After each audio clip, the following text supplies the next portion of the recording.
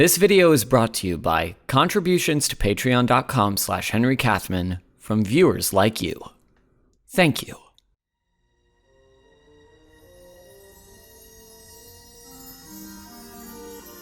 Once upon a time, there was a beloved story about a girl who got everything her heart desires. People loved this story because it gave them hope that the same would happen to them, and they would retell that story again and again. And though the world would change and evolve, the story remained the same. Until one day, the people decided it was time for a change. Of all the classical fairy tales, the Cinderella story has been one that humans have been telling for ages, with versions of the story appearing as far back as ancient Egyptian oral traditions. And the basic structure of the story lends itself well to adaptation, since it isn't beholden to a specific time or place, allowing people to have it set wherever.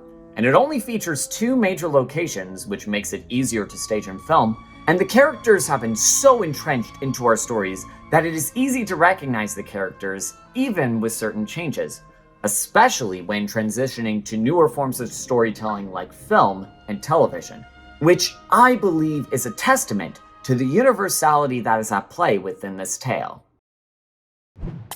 For better or worse. While many would unquestioningly recreate the story of Cinderella for most of human history, the last 25 years have seen a shift in the ways that we tell this fairy tale. Just in the year 2021 alone, we have had 3 separate adaptations of this classic fairy tale released to various theaters and streaming services, and even those have not been immune to controversy. Despite being one of the most prominent examples of a story featuring a woman protagonist, the story about a member of the underclass ascending to nobility through marriage has been increasingly harder for modern audiences to contend with. As such, anyone who decides to adapt this story has to grapple with some elements of change in order to appeal to a modern audience. How much agency do you give your protagonist? How aspirational do you make the nobility? How much does marriage serve as a character motivation? How much stock do you want to take in the idea of a society based on hierarchies? That is what I want to explore. How have Cinderella adaptations changed in the past 25 years?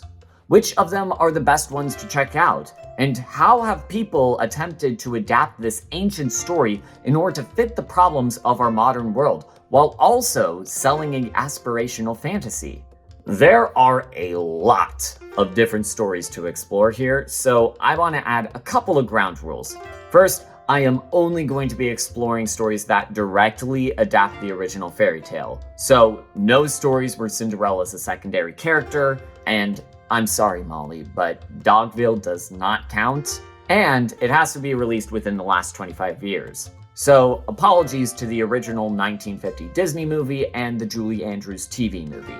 And lastly, it cannot be a long-form story like a book or a TV show, because I do not have time to watch a Cinderella telenovela with over 300 episodes, of which there are surprisingly more than one.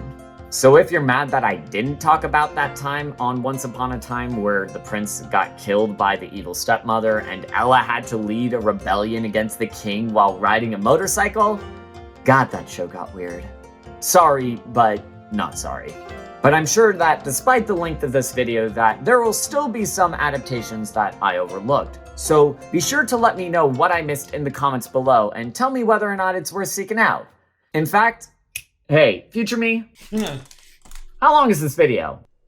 It's nearly 3 hours. Really?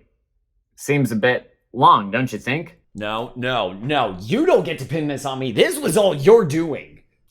Just include some chapter markers so people can skip around.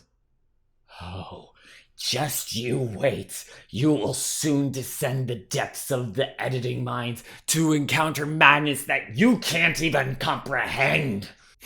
Thanks, buddy. Anyway, when looking at adaptations that began to subvert the premise of the original fairy tale, the turning point arguably first emerged with 2 relatively traditional retellings.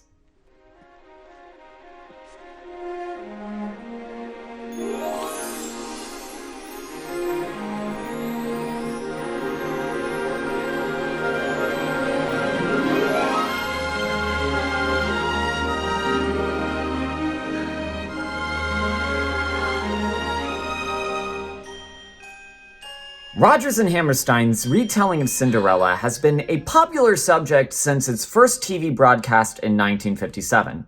Though, something that makes this show quite unique from the duo's other shows is that it was one of the first musicals to be written for the then new frontier of television, and was considered a high point in Julie Andrews' early career. The musical has been a staple of television broadcast and Broadway for many years, with revival broadcast of the show airing in 1965. Though, by 1992, TV musicals were starting to regain popularity, and networks have been trying to float around a third television adaptation with Whitney Houston starring as Cinderella. Though due to a lack of interest and Houston's busy schedule, the project had to be pushed to 1997, where by then, Houston felt that she was no longer fit to play Cinderella now that she was a wife and mother. Instead, Houston would recommend the up-and-coming singer and actress Brandy for the leading role, and advocated for racially diverse casting with every other character.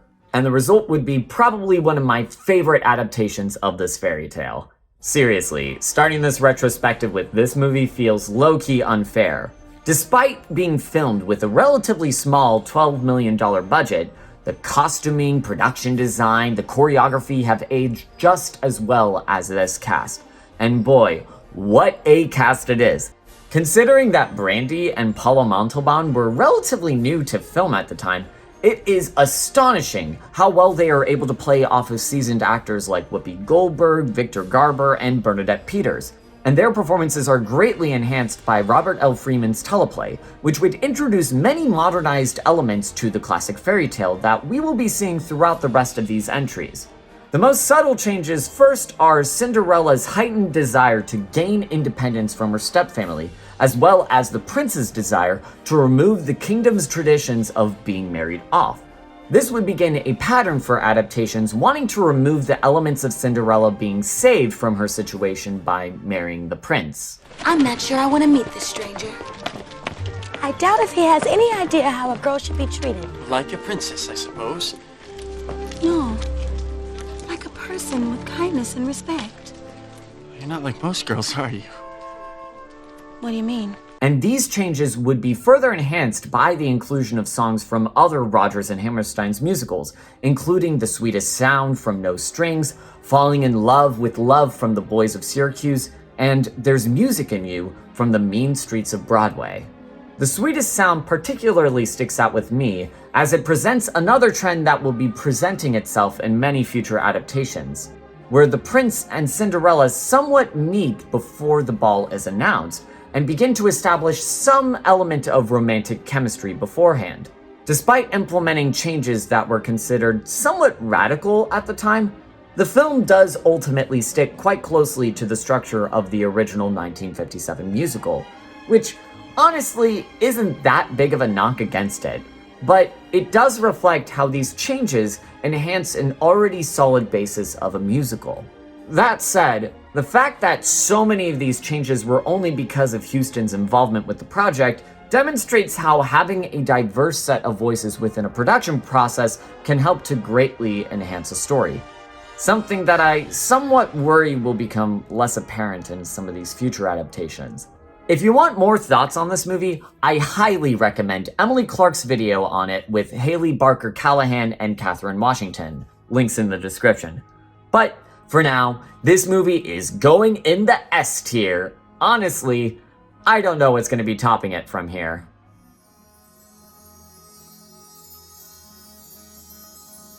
The second of these retellings, which helped to revamp the original story, is 1998's Ever After. Another trend that could be found in many of these retellings is the desire to shift the story to something more akin to a period piece drama. This was still the era of Titanic and The English Patient, so that means that there aren't any supernatural elements, nor are there any musical numbers. Instead, we have a familiar framing device of an older woman retelling a story which gives ways to romantic melodrama set in Renaissance-era France. And with this change to a historical setting comes the most defining feature of this adaptation. Danielle de Barbarac, our residential Cinderella, is characterized as a woman ahead of her time, one who looks down upon the practices of the monarchy and advocates for the then progressive ideals of Thomas More's utopia, one who befriends Leonardo da Vinci, one who slashes creepy guys in the face with a sword, and one who is such a free spirit as to wade in the river. Drew Barrymore's performance as Danielle imbues the characters with a level of veracity that future adaptations fail to emulate properly. While the instinct to make Cinderella more independent is a common instinct that many will follow, this runs the risk of removing the more sensitive qualities that Barrymore imbues into her Cinderella.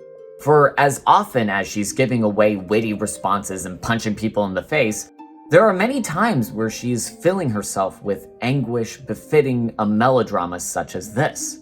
And while this is not to say that a woman character has to be emotional in order to be compelling, it is important to remember that this is a story about a woman escaping an abusive home in order to make a better life for himself. And at the time of its release, Ever After was considered somewhat a feminist retelling of the story, as its previously passive character is often seen speaking truth to power, in contrast with Prince Henry, who is arrogant and dismissive of the lower classes, only to change his ways after getting to know Danielle. Part of what sets Ever After apart from other adaptations is that it places the largest emphasis on the relationship between the prince and Cinderella, allowing the romance to fit within the historical context that it finds itself in. In addition to fleshing out the romantic elements of this film, the historical setting also seeks out to bring some much needed motivation to characters like the stepmother, who is played by the lovely Angelica Houston. While Angelica's actions befit the wicked moniker of the character, it is possibly the most sympathetic portrayal I have seen of this archetype. Not only does this film establish the lack of opportunities that women in her position are afforded, but you get the impression that her behavior stems from the system that she was born into, all of which makes the fracturing relationship between her and Danielle read more as tragic rather than malicious. That said, this historical setting does present the audience with an opportunity to examine the antiquated elements of the story in a rather uncritical way.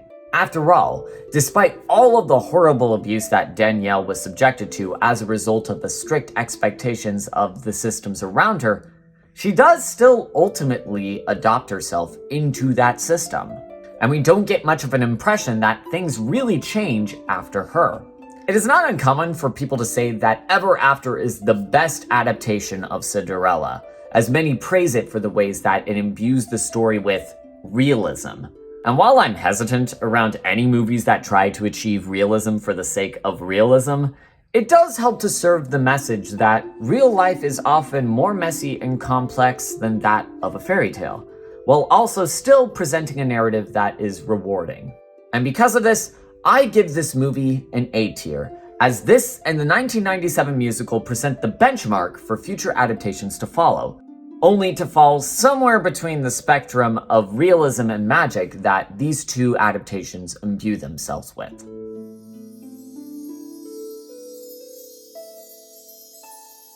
Though before we can see another theatrical film adaptation, we return to the world of TV movie events, this time with a special episode of Sesame Street with Elmo taking the titular role of Cinder Elmo. This wouldn't be the first time that the Muppets did an adaptation of this fairy tale, as Hey Cinderella was a Muppet special that is notable for being the first formal debut of Kermit the Frog. Though, unlike that 1969 movie, a lot of creative liberties made with the story are undercut in order to better serve the younger intended audience.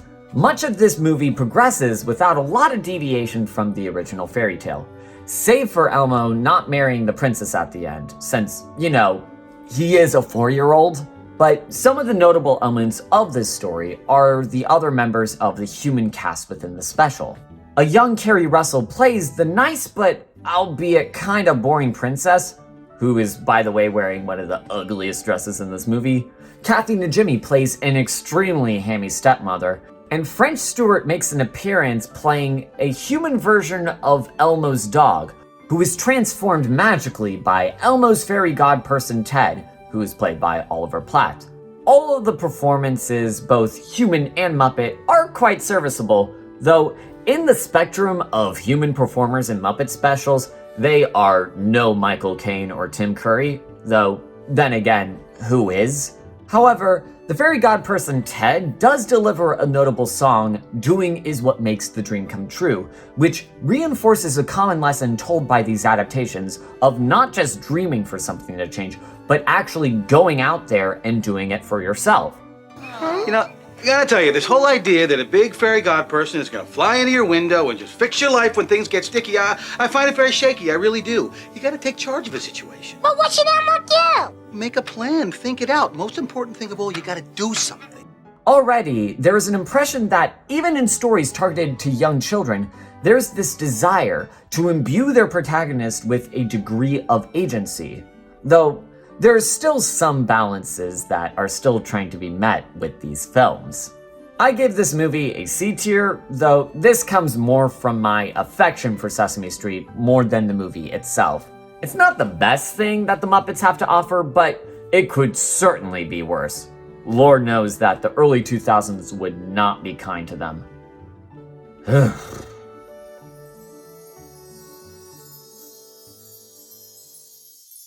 And speaking of the 2000s, Cinderella, as originally released by Channel 4 in the UK, decides to take a decidedly 21st century spin on the original fairy tale, another pattern that we will see pop up. While this does mean things like cars and trains are a thing in the story, it doesn't seem to stop the supernatural elements to be on display within the movie. And boy howdy, are these filmmakers excited to show off their digital editing techniques. I'm talking color-corrected grass that looks blue, clips assembled from varying pieces of stock footage, green-screened backgrounds, and particle effects out the wazoo!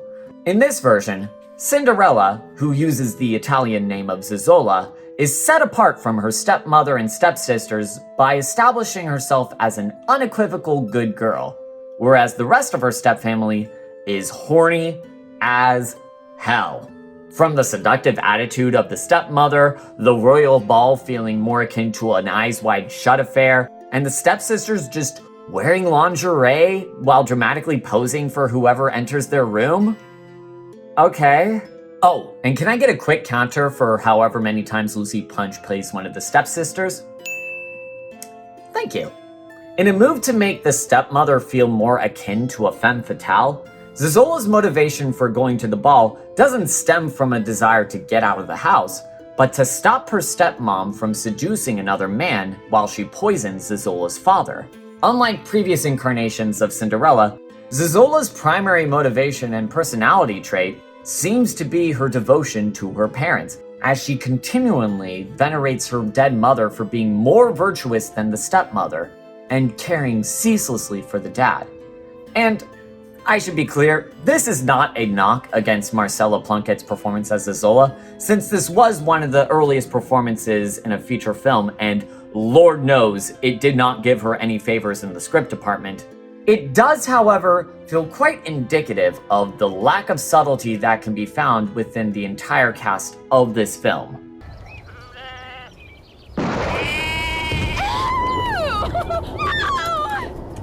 In one of the stranger moves for this adaptation, this version takes a lot of inspiration from Shakespeare of all things. From the stepsisters being named Goneril and Regan, a scene ripped straight out of King Lear where the father asks the daughters to show a sign of love, only for him to not appreciate his actually loving daughter, and Zazzola receiving help from the character of Queen Mab, which can be seen from Romeo and Juliet. While this does help to further establish the uniquely British setting and tone this adaptation is going for, it only helps to emphasize its many, many anachronisms. From the clothing fluctuating between late 19th century wear to modern dresses making fun of Bjork, garish modern furniture ripped straight out of an IKEA rejects list, the strange club music that plays in the background, to the decision to make the prince a rockabilly musician with a pair of backup singers. She's a little bit strange, but she brought on a change in me.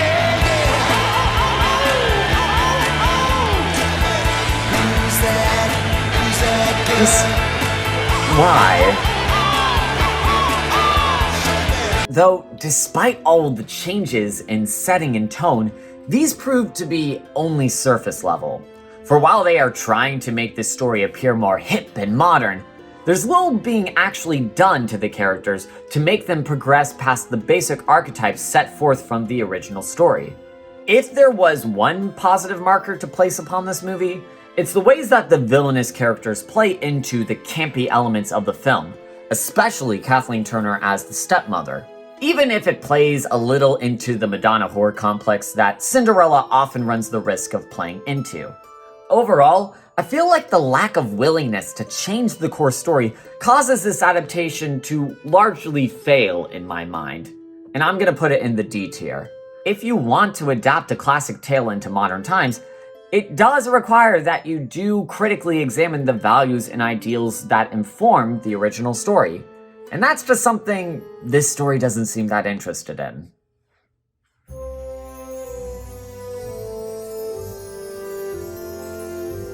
Changing elements to the source material is not a problem that Gregory Maguire suffers from. While most people know him from his novel-turned-hit Broadway musical Wicked, he would continue this style of inverted adaptations to public domain stories with Confessions of an Ugly Stepsister. Like Maguire's previous work, this story seeks to retell the original fairy tale of Cinderella from a shifted perspective that takes a vilified character and makes them sympathetic. And in 2002, they made a super hard to find TV movie based off of this book, starring Azura Skye, Jonathan Pryce, and holy crap, Rizzo? Dang! Stockard Channing is so much better when she's not playing high schoolers. Instead of following Clara, our story's titular Cinderella, the story centers on the stepsister Iris, the younger and painfully plain-faced of the two sisters, who has to look out for her older sister Ruth, who suffers from some sort of ambiguous mental disability that we don't see much detail about. Throughout the story, Clara is characterized as being a bit of a brat, whereas Iris, Ruth, and the mother Margaret are victims of poor circumstances. After being driven out from England after the death of their father, the family finds themselves in the city of Haarlem within the Netherlands. And after spending some time in the street, they are taken in by a local painter simply known as the Master. And Iris is shown to have a natural talent as an artist, much to her mother's skepticism.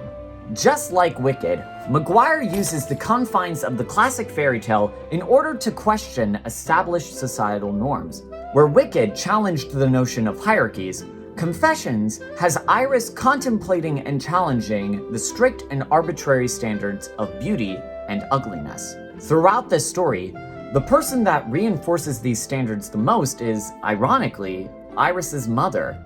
Not necessarily out of malice, but as a defense against the cruelty that smart, independent women like her have faced during that time period. Channing's performance does help to navigate this fine line of being both protective and somewhat dismissive of her daughters, though the book does paint Margaret in a much darker light, as she's responsible for poisoning Clara's mother and is a lot more overtly cruel. The one other character that changes a lot from the book is seen with Clara, who leads a very sheltered life and never seems to leave the house. In the novel, this comes from a fear of the outside world that was induced by her previous mother. And in this film, they changed this to being the result of a trauma of being kidnapped when she was just 5 years old. The result for both is a very hostile attitude seen between Clara and Margaret, as Clara is extremely defensive and fearful of those who would pursue her for just her beauty. But through her growing friendship with Iris and Ruth, Clara begins to open herself up to more of the world, resulting in probably the most compelling element of this movie, the relationship between Iris and Clara. In what is perhaps the sweetest version of this fairy tale, Clara acts like a servant not out of any abuse from the stepmother, but so that Iris can pursue her passion of painting as well as a blossoming relationship with the master's apprentice, Casper. Once the ball in the story comes around, the tension doesn't come from whether or not Cinderella is going to be saved from her poor circumstances, but whether Iris will be able to ensure a stable life for her family. Does she try to marry the prince in order to please her mother? Or does she pursue her independence despite the expectations being placed on women? As you grow older, perhaps you'll understand. When you realize that every other woman in the room is younger than you, prettier than you. But you have mouths to feed, responsibilities. You may call it manipulation. I call it doing what must be done to survive. While this movie changes some elements of the original novel, the largest change to the story is the inclusion of a fairy godmother figure who comes into the story while the sisters go to the ball. In the original novel, it is Iris and Ruth that help to prepare Clara to go to the ball behind their mother's back. And in the movie, it turns out the fairy godmother figure was a friend to Clara's late mother, and it is her who helps her prepare for the ball. And while this inclusion does weaken the relationship between the sisters in my mind, the film does still end up being just as enjoyable as the book, if not more so. Unlike Ever After, I feel that this movie's focus on the wider cast versus just Cinderella helps to better demonstrate the ideas that both works try to put forward. And as such, this is going to be the second adaptation that gets the S tier from me, which is ironic considering the lack of availability for this movie. Despite being released during the lucrative Wonderful World of Disney block, the company has made films widely unavailable outside of a limited DVD and VHS run, which I think is a shame considering the stellar acting, impeccable writing, and heartfelt characterization in the story. I mean, come on, Disney. Aside from the 1997 musical, where else are you gonna find quality adaptations of Cinderella in 2002? Discover what comes after Happily Ever After as Walt Disney's most enchanting fairy tale continues. Cinderella 2, Dreams Come True.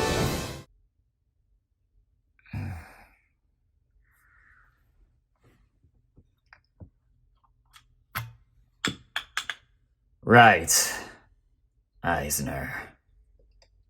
Cinderella 2, Dreams Come True. Premiering only on Disney DVD and video, February 26th. So, during the height of Disney's direct-to-DVD phase from 1990 to 2000, they decided to make a sequel to the original 1950 film.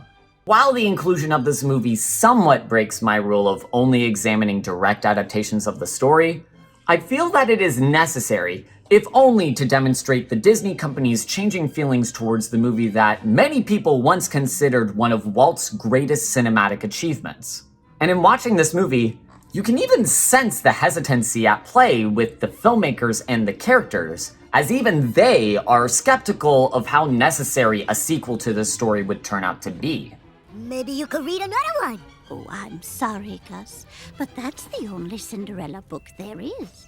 Yeah, Gus, you heard her. The end. That's all. Like many of Disney's direct-to-DVD work, the movie follows a somewhat episodic structure where they tell 3 smaller stories in order to pad out the runtime, which results in some sections that could have been better skipped. Like, what if the mouse became a human so he could become taller?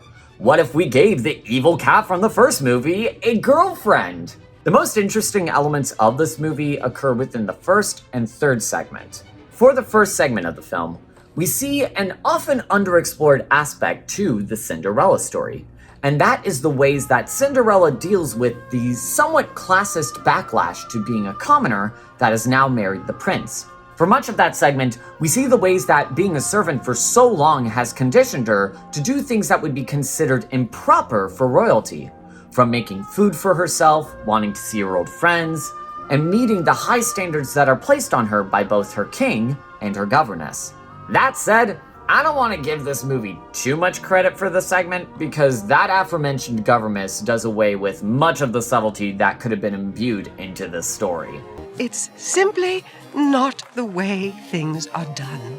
It most definitely isn't done. Simply isn't done! It simply isn't done! In addition to this, a lot of this ends up being undercut when the king becomes so enthralled with these changes without any issue, which causes the stakes to be significantly lowered for much of the story. That said, The third segment does something interesting as it seeks to explore the relationship between Cinderella and her sister Anastasia. While the segment does little to explore how Cinderella reconciles the abuse her sister gave her, there is a nice sentiment at least, as she tries to help Anastasia fall in love with a boring but nice baker. But aside from some basic lip service of how hard Cinderella has had it, the lack of exploration with these elements is reflective of this movie's problem as a whole. As a DVD sequel, it doesn't seem that interested in interrupting the standards set by the original 1950 movie. Aside from making Cinderella appear more independent, it does very little to expand and explore these characters. And because of that, this movie is going in the C tier. I gotta say, it's because of movies like this that Disney gained such a mockable reputation amongst filmgoers during the early 2000s, as the company struggled to find ways to modernize their stories.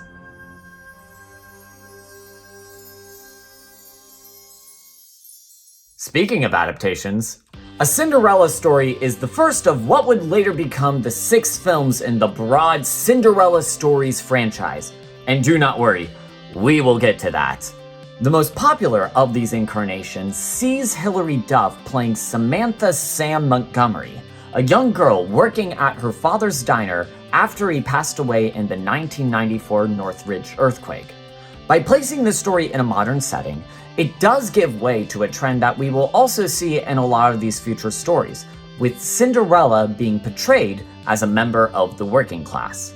It is here where we see Sam having to balance school, chores, her constant shifts at the diner, while her stepfamily acts like decadent elitists who squander their wealth on frivolous things like salmon diets, tanning beds, and water during a drought season. While it is honestly such a treat to see Jennifer Coolidge play such a detestable Karen of a stepmother, much of the criticism for this movie comes down to painting her as this shallow gold digger above anything else, which admittedly is a pretty common tactic that many of these adaptations start to make from here. But something else that makes the stepfamily interesting in this movie is that they aren't as big of an antagonistic force as you might expect. The stepmom indeed tricks Sam into thinking that she didn't get into her dream college of Princeton, and the stepsisters do help to embarrass Sam in front of the whole school, but putting that aside, much of the movie tries to undercut their abuse of Sam by painting them as comic relief figures getting into these wacky situations before anything else. Meanwhile, the primary virtue that can be attributed to Sam is her realness, which is a staple of many of these coming-of-age stories that we can see in the early 2000s. Instead of her stepfamily being the biggest source of conflict, much of this movie deals with Sam clashing with the popular kids at school, who lean into those early 2000s stereotype of valley culture, complete with digs about plastic surgery, fad diets, and Botox. Meanwhile, Sam inadvertently has won the heart of our Prince equivalent, a guy named Austin Ames, who feels unsatisfied with his status as the most popular kid in school and wants something real. And in doing so, Sam's whole "I'm not like other girls" characterization was at the time seen as a modern, somewhat progressive iteration upon the classic fairy tale values of the original. Though with modern hindsight, most audiences have pushed against this mentality, as it needlessly vilifies those who enjoy traditionally feminine things. And while the characters in this movie embody the most toxic versions of these ideals, it seeks to have audiences view all iterations of these characters as inherently fake and bad. And this is where we get into an under-discussed element of the Cinderella fairy tale. While it is still fundamentally a story about someone overcoming a harsh environment and abuse, too often our perceptions of the fairy tale will often lean into basic wish fulfillment of succeeding over everyone else and being able to rub it in their faces. And as a piece of wish fulfillment, there isn't anything necessarily wrong with wanting to succeed despite the cruelty and apathy of others. However, it does run the risk of becoming just as cruel and dismissive if indulged too much, which is something that I think this movie leans a little too much into for my liking.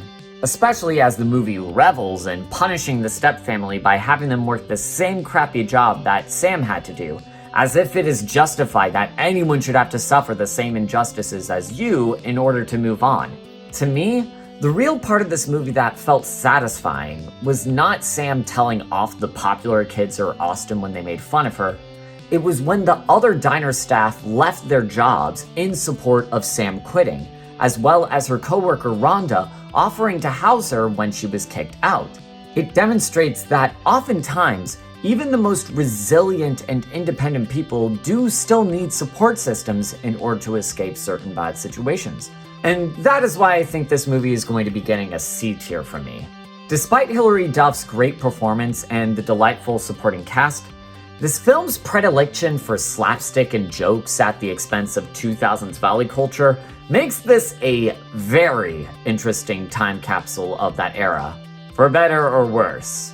2004 was a particularly strange year when it came to female-led movies. For starters, the remnants of the girl power marketing trends seen in the 1990s were beginning to fall out of fashion by this time, and fourth-wave feminist movements wouldn't arise in popular culture until the 2010s, though at the same time, the age of the Disney pop star became a breeding ground for young women to be elevated into the forefront of pop culture, albeit in a pretty exploitative manner that we are still trying to grapple with, a system that Hilary Duff would have been very familiar with. I don't think I could illustrate this better than by pointing out that the very same week that this movie premiered in 2004, the movies that it was going up against were The Princess Diaries 2, The Prince and Me, and our next film, Strange Magic. Riding off the heels of Miramax comes Ella Enchanted, based on the Gail Carson Levine novel that bears absolutely no resemblance to the final film. I'd go into more detail about the differences between the book and the movie, but Dominic Noble of Lost in Adaptation already did a pretty good video about that, so give that a watch after this. The main conceit of the story is that Ella was given the gift of obedience when she was just a baby, and that she was not allowed to tell anyone. This causes Ella to begin a quest in order to get rid of that gift, all the while accidentally meeting and falling in love with Prince Charmant. While the book uses this curse as an explanation for Ella putting up with the terrible treatment of her stepfamily, this curse is escalated in the movie to the point where Ella is sometimes given superhuman abilities in order for her to work within the confines of the curse. While the film follows much of the original novel's premise, many of the Cinderella elements to the story were immediately discarded after Ella leaves for her quest. Instead, the movie decides to develop a plot where Carrie Ewells plays Charmant's uncle Edgar, a man so unsubtly evil that he could be easily swapped out as a villain for a Barbie fairy tale movie, complete with an ambiguously gay animal sidekick. I'm so glad I was here for this interesting development. As one might expect from this sort of character, Edgar plans to overthrow Charmant and tries to use Ella's curse of obedience to carry this out. In addition to this, the film also adds an element where many of the kingdom's non-human creatures are an oppressed class under Edgar's authority, and one of Ella's most prominent elements is her advocating for the rights of the non-humans, which becomes a large aspect to her relationship between her and Char. While all of this might appear compelling on paper, a lot of it is greatly undercut by just how over-the-top this entire affair is, especially during the final acts where, I kid you not, Ella and Char have to fight off a flock of ninja knights only for Edgar to accidentally poison himself and the movie to end with a dance party to the song Don't Go Breaking My Heart. All of this is very disappointing because these changes move away from what the original novel and movie do best: flesh out the relationship between Ella and Char to give a very sweet and believable romance. That said, the cast for this movie does help this out greatly. Lucy Punch is back again as the evil stepsister Hattie, thank you, who plays this stepsister as more of a fangirl of Prince Charmant to great comedic effect. A baby Hugh Dancy plays Charmant as this wide-eyed innocent whose sheer ignorance of the world veers into himbo territory, which is honestly a pretty welcomed characterization, though by far the best part of this cast is no doubt Anne Hathaway, who, even during the early stages of her career, demonstrates a great range as an actress. In one scene demonstrating her comedic timing, another her dramatic abilities, and another her chemistry with the other performers. Also, I do not care what anyone says, Anne Hathaway's cover of Queen kicks so much ass, we have no choice but to stand. But on the subject to this film's relationship with Cinderella, it is clear that if there was a fairy tale that influenced this film, it wasn't Cinderella, it was Shrek.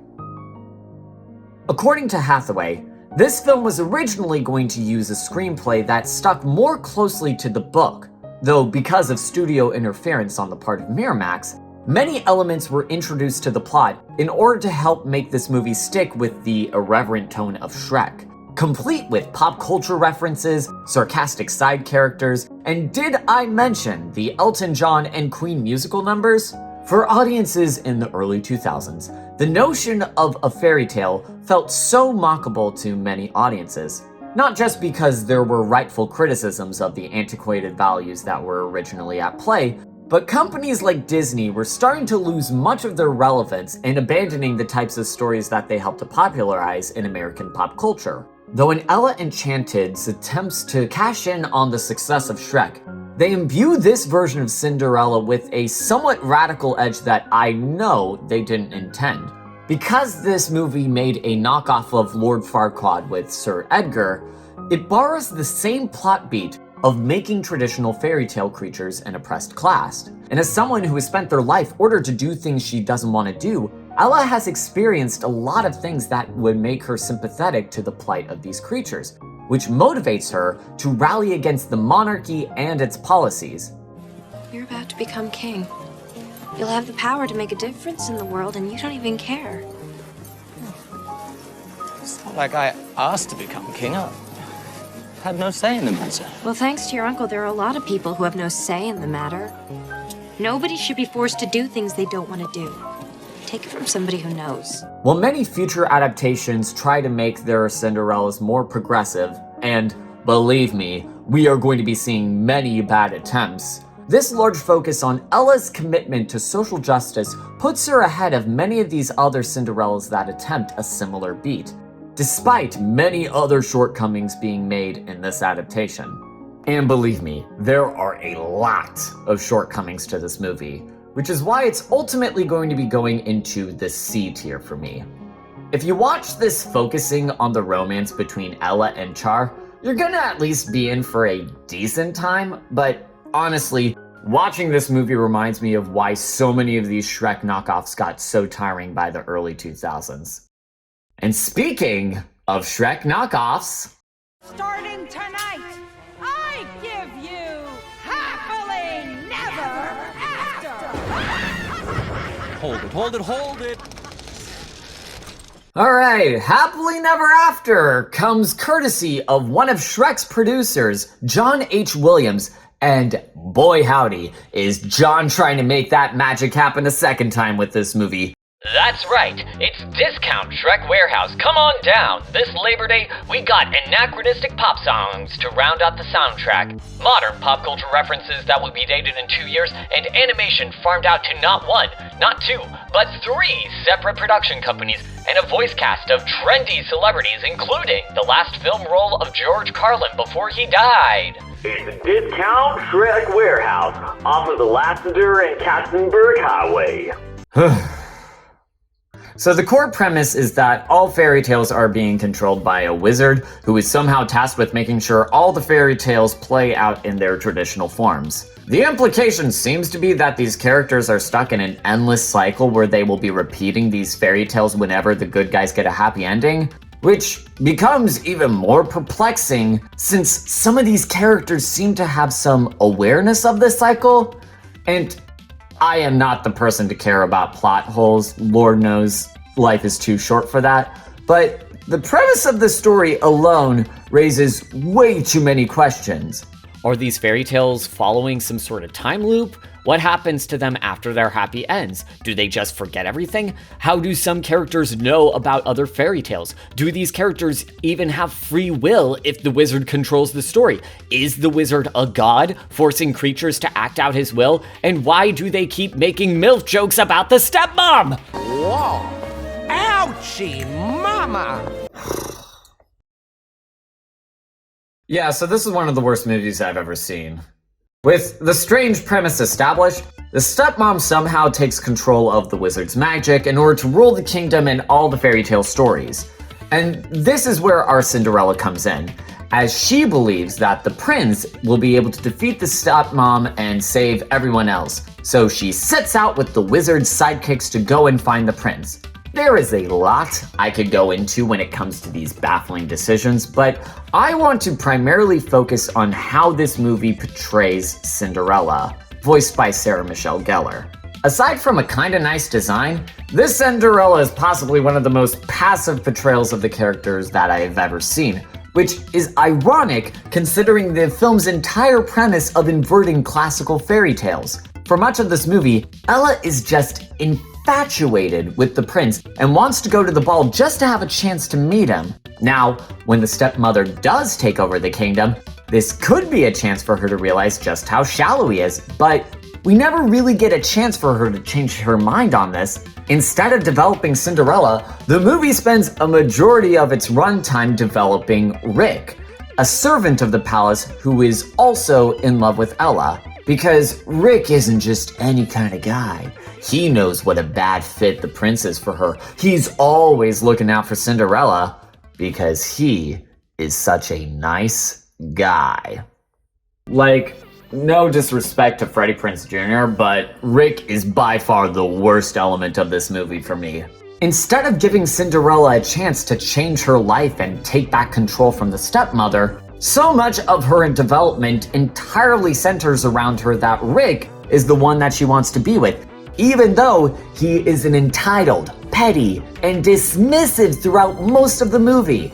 Like, obviously, the prince is meant to be this bumbling pretty boy, but the fact that he's just so excited to rescue damsels in distress has got to count for some himbo points, right? Overall, the reason why Happily Never After fails where Shrek succeeded, well, partially it's because Shrek had an actually easy to understand premise, but also it's because Shrek understood that if you're going to be making changes to the premise of a fairy tale, you should seek to provide an alternative to the original story. Instead, this movie Cinderella follows what is ostensibly the same arc as every other traditional version of this story, where she waits around for her prince. But instead of settling for the prince, she just gets a dude bro alternative. Despite reviewers being a little bit harsh for my liking, it's no surprise that this movie is often placed on list of some of the most poorly reviewed films in the 21st century. I'd almost recommend this movie for your bad movie nights, but honestly, it is more frustrating than anything else, which is why it is getting an F tier from me. Do not watch this movie. And don't even think about talking about the sequel, because you can't pay me enough to do that.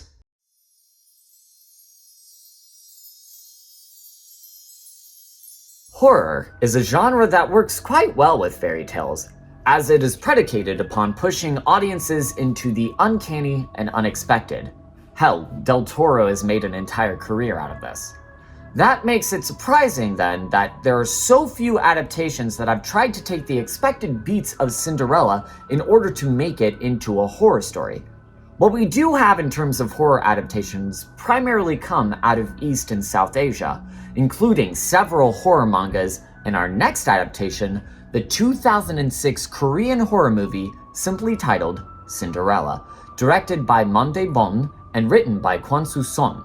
In keeping with the mystery elements that are somewhat key to the horror genre, the elements of the original Cinderella fairy tale are kept somewhat ambiguous until the very end of the story. So, if you're a fan of the genre and would want to avoid spoilers, or don't want to see depictions of facial disfigurement, blood, suicide, skip ahead to the time code where I'll give you my overall thoughts. Otherwise, this film is possibly one of the looser adaptations of the original fairy tale, while still being technically a version of Cinderella.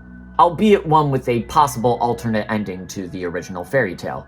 The film follows Hyun-soo, the young, beautiful daughter of an accomplished plastic surgeon named Yoonhee.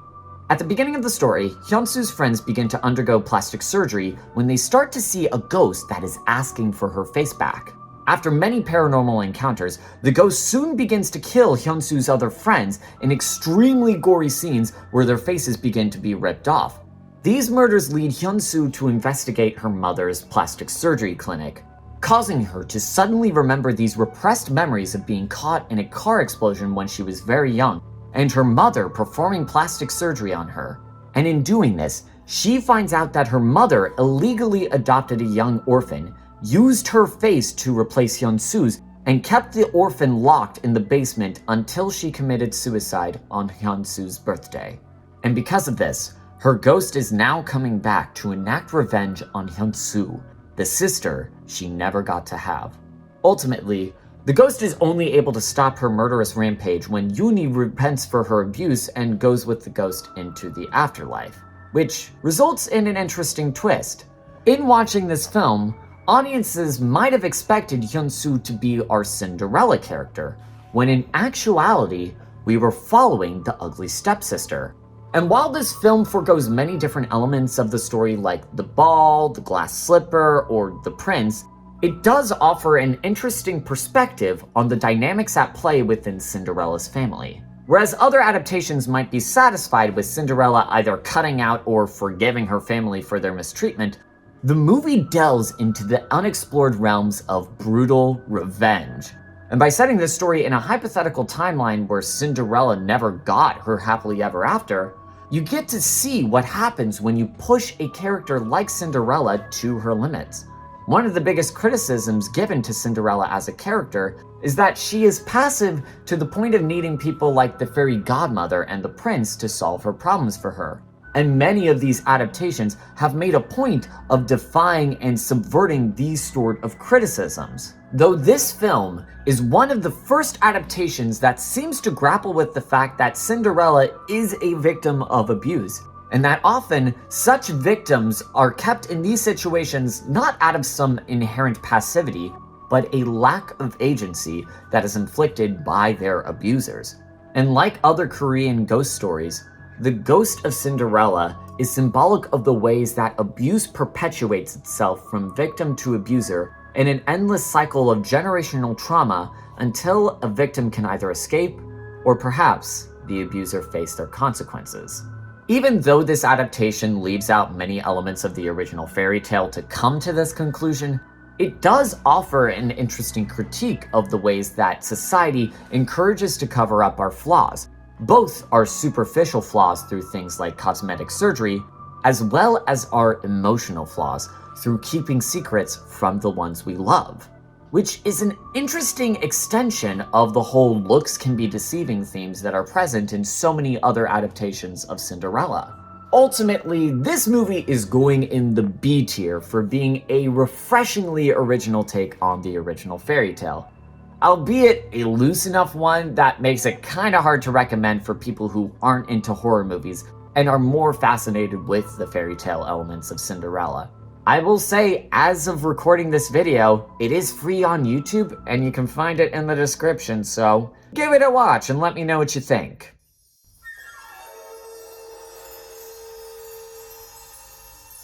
One person who seems particularly fascinated with the world of fairy tales and folklore is a guy named David Kaplan. Now, a majority of this guy's filmography consists of varying adaptations of classic fairy tales, including his debut film, which adapts the German tale Little Suck-a-Thumb, as well as an erotic retelling of Little Red Riding Hood? Starring Christina Ricci, who was 16 at the time, Jesus Christ. As well as our next adaptation, Year of the Fish. This film specifically adapts Cinderella by way of a 9th century retelling titled Yi Sheng. And as a story, Yi Sheng doesn't differentiate itself from its European counterparts as much as one might expect. Both of these stories similarly involve our heroine suffering at the hands of a cruel stepmother, wishing to go to a ball of some sort, receiving supernatural aid from a guardian, and eventually being discovered by royalty by way of a shoe. These parallels are so pronounced that the main variance between these retellings lie in the cultural traditions of China, which gives this movie a bit of an uncomfortable feeling, considering that this is a traditional Chinese story that is being told by a white guy from New York. But I'm getting ahead of myself. Year of the Fish moves the old story to modern-day New York City, as our heroine, Yi Xiang, comes to America in the hopes of making money at her aunt's massage parlor in Manhattan's Chinatown.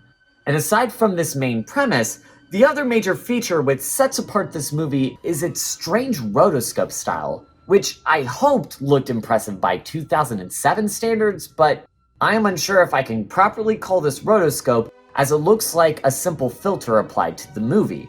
In fact, I know this because Kaplan has talked a lot about using synthetic studio artists in order to help with his filming on a Sony PD-170 camcorder, which is a standard definition camera that is generally more suited to more gritty film styles.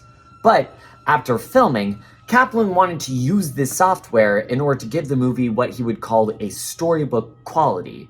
While I can't applaud the creative liberties taken for what must have been a low budget, it does little to take advantage of this style, resulting in the film looking more muddled and dark instead of painterly.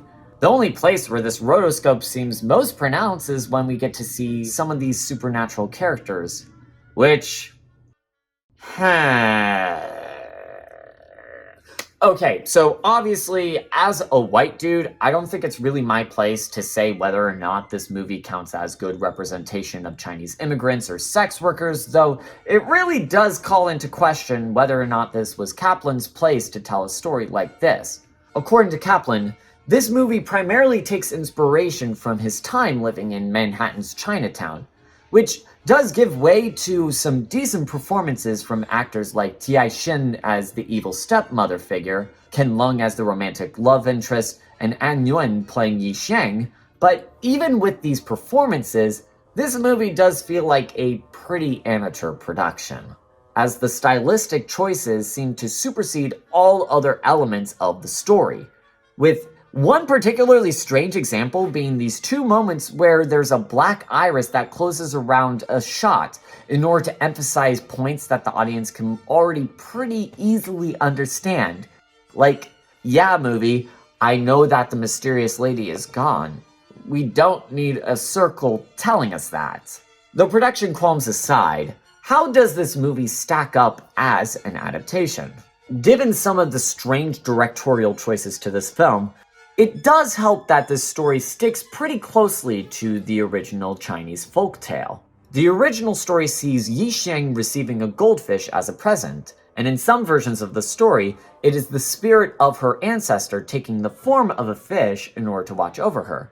But after it grows to such a large length, the other girls in the massage parlor eventually kill the goldfish, which leads Yi Xiang to be instructed by a strange old man to clean the bones. After which, she is instructed to bring the bones to a woman named Auntie Yaga, the woman who had previously gifted Yi Xiang with the fish in the first place.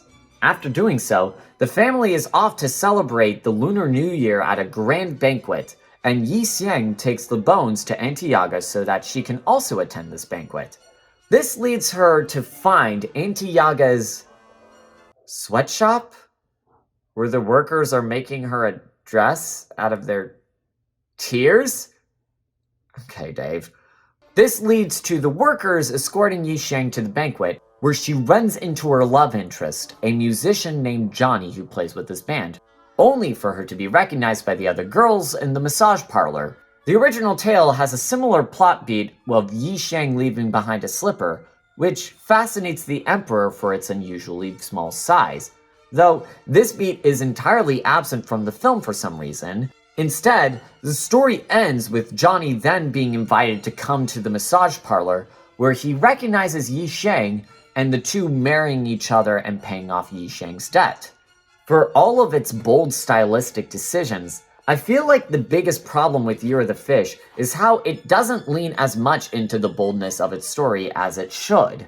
Much like its painter's effect, the movie's application of the original tale and its modern setting feel greatly underdeveloped.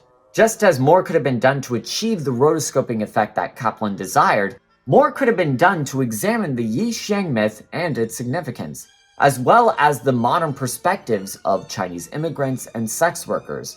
Instead, the movie is left feeling needlessly gritty and dire in certain places, while at the same time wrapping up the fairy tale in such an expected and underwhelming manner.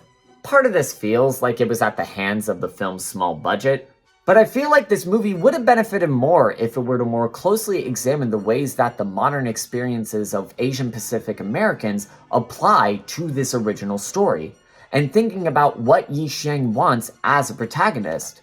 It saddens me to give this movie a D tier, as it does have a lot of interesting ideas, albeit executed in a manner that leaves much to be desired. Also, this movie shows this one shot of the fish like 6 times, and it makes me wonder why they repeat this footage like this. Like, did they not? Alright, I'ma stop you there, Past Henry. So, hi guys, this is Future Henry coming at you for hopefully the only time in this entire video, but I wanted to add a little footnote to some of the stuff that I talked about in this section with Year of the Fish. Now, to give you an idea of how long it has taken to make this video, I wrote that section about Year in the Fish around, I want to say, August of 2021, and it is now April 2nd of 2022. While I generally stand by my opinions about this movie and David Kaplan's body of work in general, I do think I might have gone a little bit too easy when discussing matters of how well I thought he represented both Asian Pacific people as well as sex workers. If we're going to be 100% honest, when we think about massage parlors and the connotations around that, especially in the wake of the 2021 Atlanta shootings, it feels as though there is this inherent assumption that a place like a massage parlor is inherently sexual, and much of that comes from the fact that for hundreds of years, people in the United States as well as other places in the West have routinely sexualized and objectified Asian people, particularly women, to an extent where they are seen less as individual people with their own desires and more objects that you can project your ideas upon. And when thinking more about Year of the Fish as a movie, it's pretty clear that David Kaplan falls into a lot of those ideas.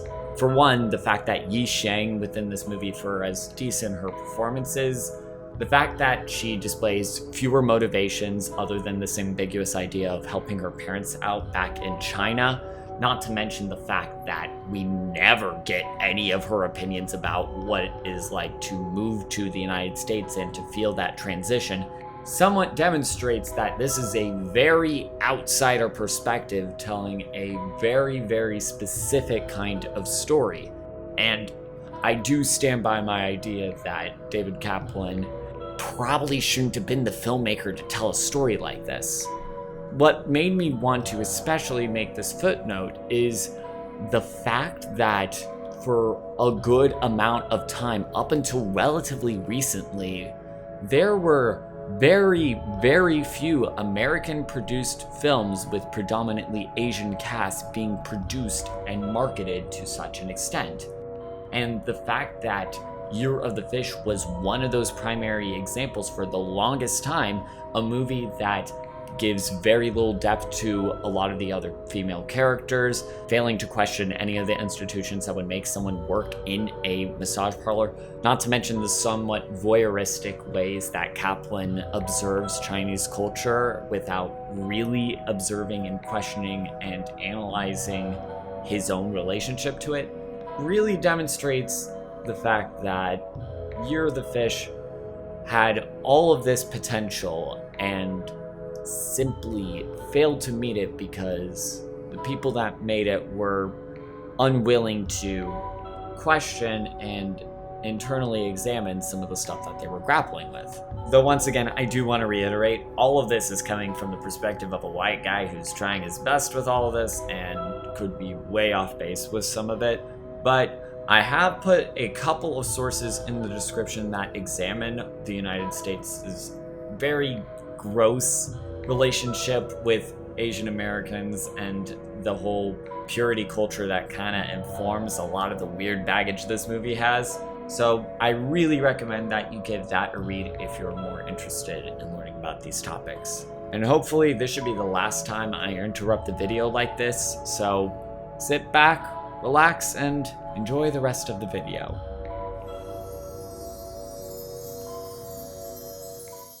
Meanwhile, back in the world of Disney, they had debuted a stage show on the Disney Cruise Lines titled Twice Charmed, an original twist on the Cinderella story. In this story, Lady Tremaine meets her wicked fairy godfather, Franco de Fortuno, who promises to help ensure that Cinderella doesn't meet the prince in the first place. Which, Hey there, ladies! Woof. Also, Disney, where's the animated version of this guy? Come on. After working his magic, Cinderella is separated from the prince and she has to make her way back to the palace without her fancy dress, eventually winning the prince over with a modern pop ballad.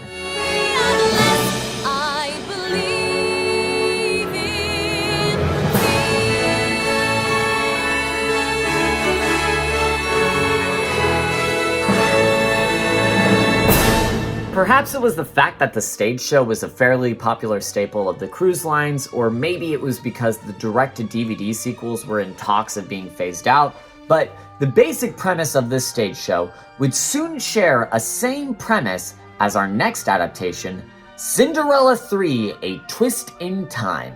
Of all of the Disney sequels, this is the one that has gained the most affection from audiences since its release. This is partially because it lives up to its absurd reputation, but also because it successfully manages to adapt the 1950s Cinderella to the staples of the post-Renaissance era of Disney films. Not only does Cinderella get a classic I Want song, an added emphasis of wanting to marry for love, and placing her in action set pieces, the filmmakers attempt to add some sort of meta commentary that has become sort of a staple for a lot of modern Disney remakes. Through this integration, we see characters gain a new level of complexity that wasn't originally afforded to the original movie.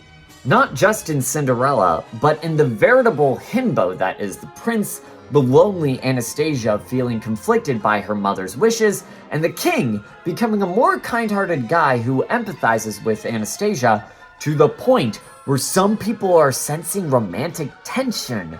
I know, but look at that eye contact. You do not mention how long it's been since your wife died without having at least a little romantic subtext. There is a lot more that I could say about the absolute insanity of this film, but if you want to hear more about this movie, friend of the channel Draw Opinion Dump has already made a video discussing this film as a transformative piece of fiction.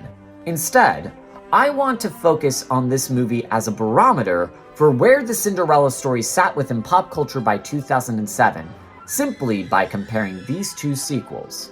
Where the first sequel is meant to be this lighthearted fantasy that focuses on things like the ball and palace life, this sequel focuses on Cinderella as a character, as Disney had begun to reckon with Cinderella's place within the catalog of the other Disney princesses, now that she was among the likes of Belle, Mulan, and Ariel.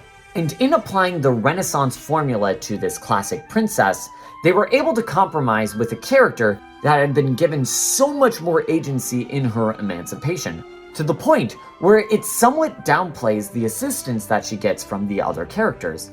And this is not to say that this is an improvement from the likes of Ever After or Confessions of an Ugly Stepdaughter, but it does show how modern audiences seem to resent the idea of needing assistance when escaping from hardship. If you were to give an uncharitable read to this story, It's pretty easy to read Cinderella as a reinforcement of the whole pulling yourself up by your bootstraps economic narrative that has permeated a lot of modern politics. For many people, the core appeal of the story is seeing a low-class girl ascend to a place of nobility after working through her hardships without complaint, which is an element that will become more and more emphasized in future adaptations. I don't think these elements are emphasized that much in this movie, though I partially suspect that the film's added emphasis on marrying for love is done so that they can avoid this becoming a Fisher King story, which works on the premise that if a kingdom is not ruled by a breedable suitor, it will not prosper. And by altering the timeline, the Step family alters this hierarchy that has already been entrenched by almost divine forces. Again, not the most charitable read of what I consider a pretty enjoyable film, but it is a reading that I want you to keep in mind as we progress towards the 2010s. That said, this movie is going to be getting a C tier for me. I know it's some of y'all's favorite Disney sequel, but I gotta say that aside from the sheer number of buck wild places this movie goes to, it doesn't really do much to scratch that itch for a Cinderella story. I don't know, maybe if Franco De Fortunato came back, it would get a B.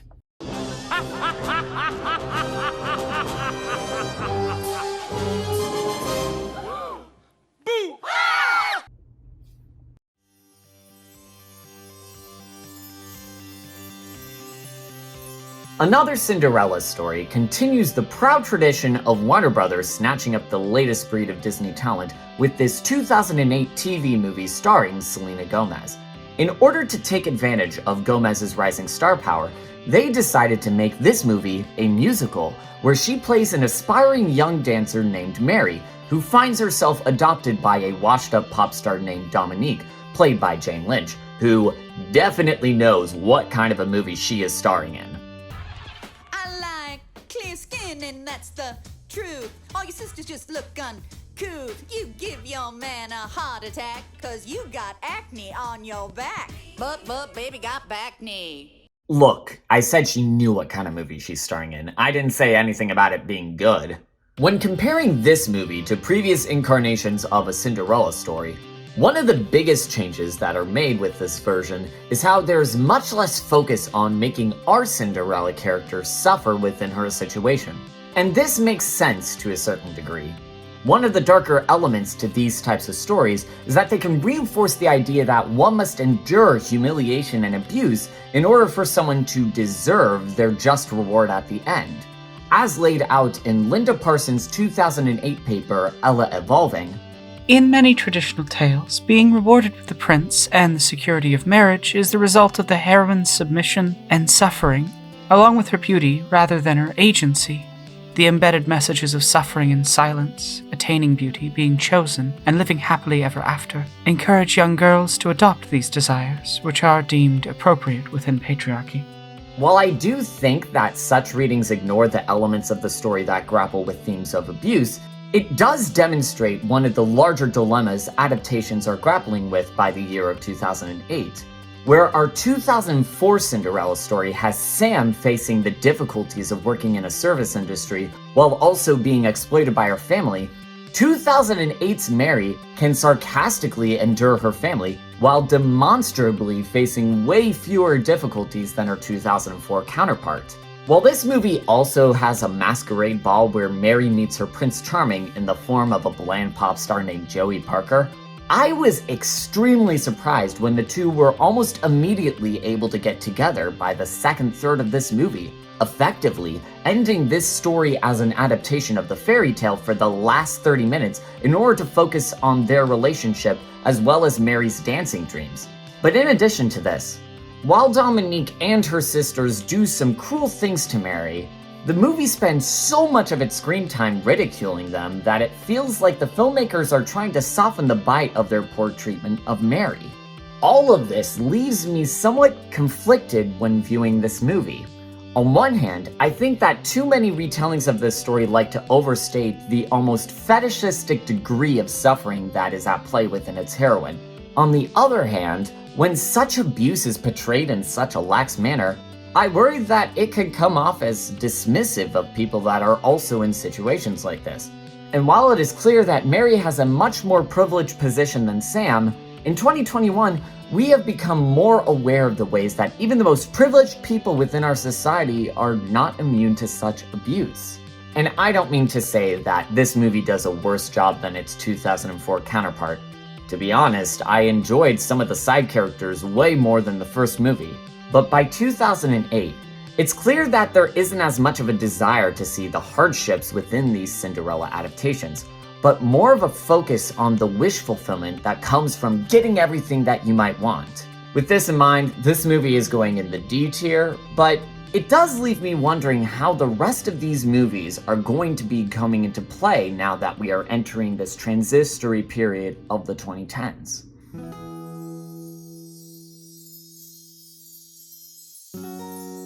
Soho Cinders comes from the British musical duo Anthony Drew and George Stiles, famous for bringing Disney's Mary Poppins to Broadway and producing many fairy tale musical adaptations like The Three Little Pigs, The Three Bears, and Honk. Anyone who's done children's musical theater? You know. The duo had been trying to develop a modern Cinderella adaptation since the early 2000s, but became so busy that they didn't get to fully develop the show until 2008, after premiering the show at a gala that marked the 25th anniversary of their partnership. And probably the most refreshing element of this entire show is how it didn't seem to age as poorly as one might expect from a British musical first developed in the 2000s, especially considering that our Cinderella for this show is a man. The musical centers on Robbie, a young college student living in the Soho district of London, acting as a rent boy in order to make a little extra money. All of which becomes more complicated when Robbie meets and gets involved with James Prince, a man who is campaigning to become the mayor of London, and the two have to overcome the potential political scandal in order to be together. And as far as musicals go, this has to be one of the most aggressively British things that I have ever had to view, as Stiles and Drew just love to cram as many jokes about London as possible into this show. Where have you been? College?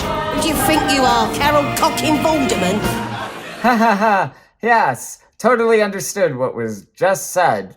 Aggressive Britishness aside, the fact that it took until 2008 to make a queer adaptation of this fairy tale is a tad disappointing.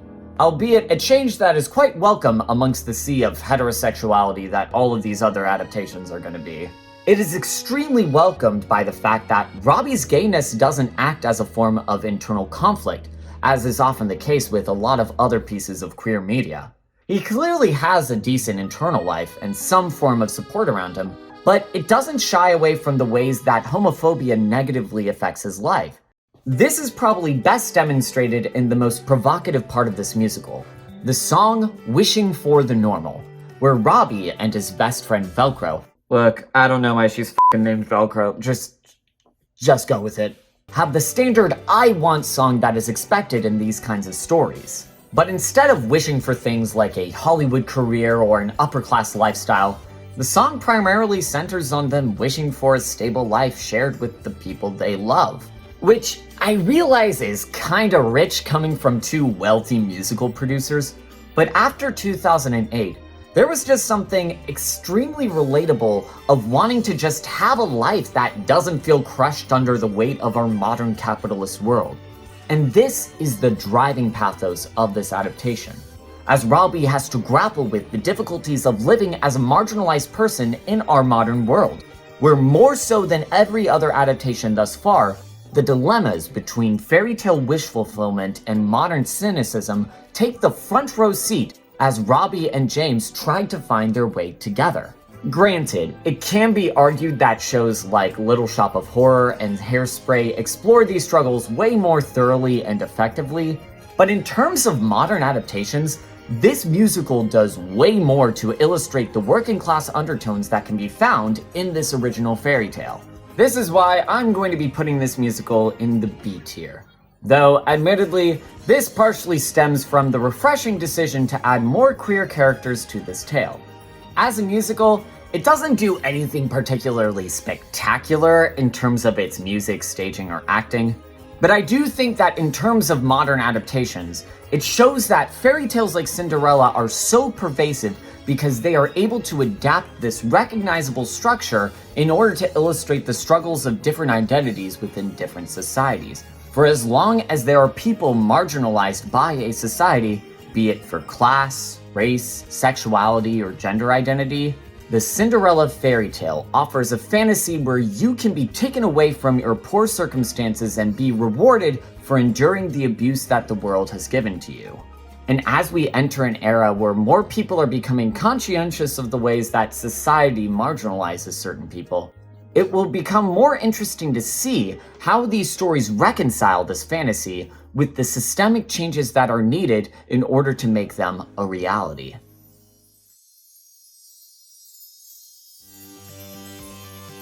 This is a question that our next adaptation, Elle, A Modern Cinderella Tale, does not seem that interested in examining. But before I can get into it, can I just say what an awful poster this movie has? Yeah, that Photoshop job is not doing Ashley Hewitt any favors.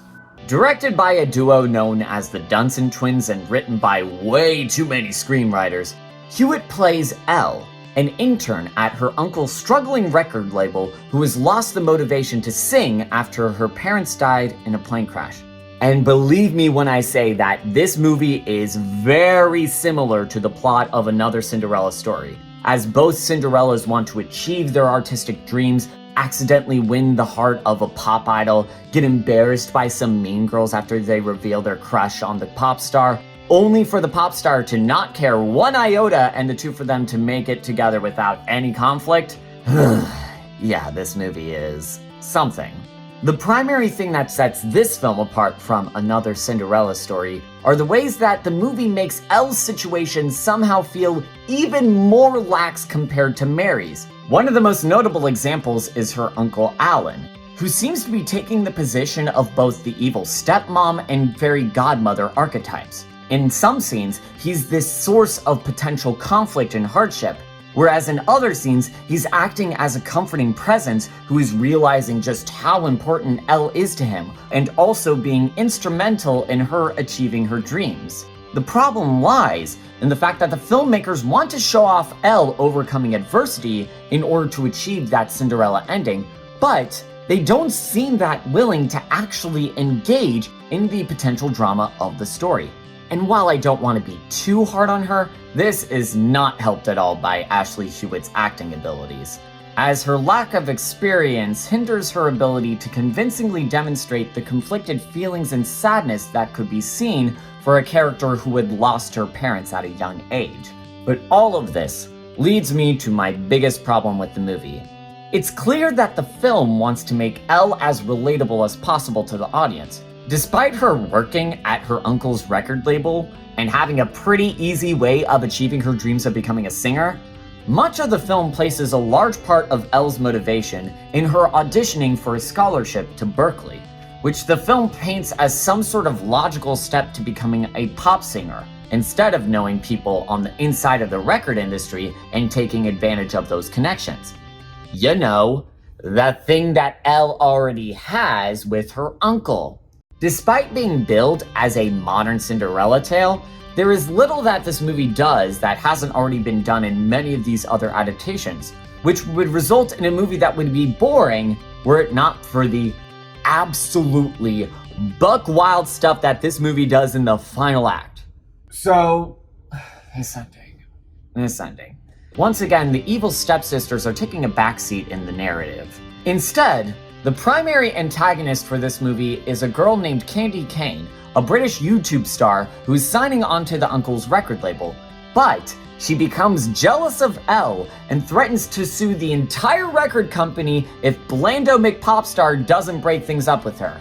Only for the best friend to reveal that Candy is a girl from Montana committing fraud by impersonating the real YouTube star. And the fact that the real Candy Kane is never seen and that the film doesn't actually communicate this very well made me initially think that she was just a girl pretending to be British so that she could become a pop star.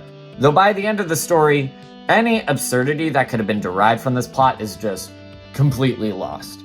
The fact that this movie forces so many positive comparisons to another Cinderella story indicates just how toothless some of these stories are when it comes to the ways that they tell the original fairy tale. Because of this movie is going in the F tier for me. While you might look at this as an opportunity to seek out this movie as a so bad it's good film, let me assure you that this film is far too boring to even watch it ironically. So based on this film, I can't help but wonder if this is a sign of things to come.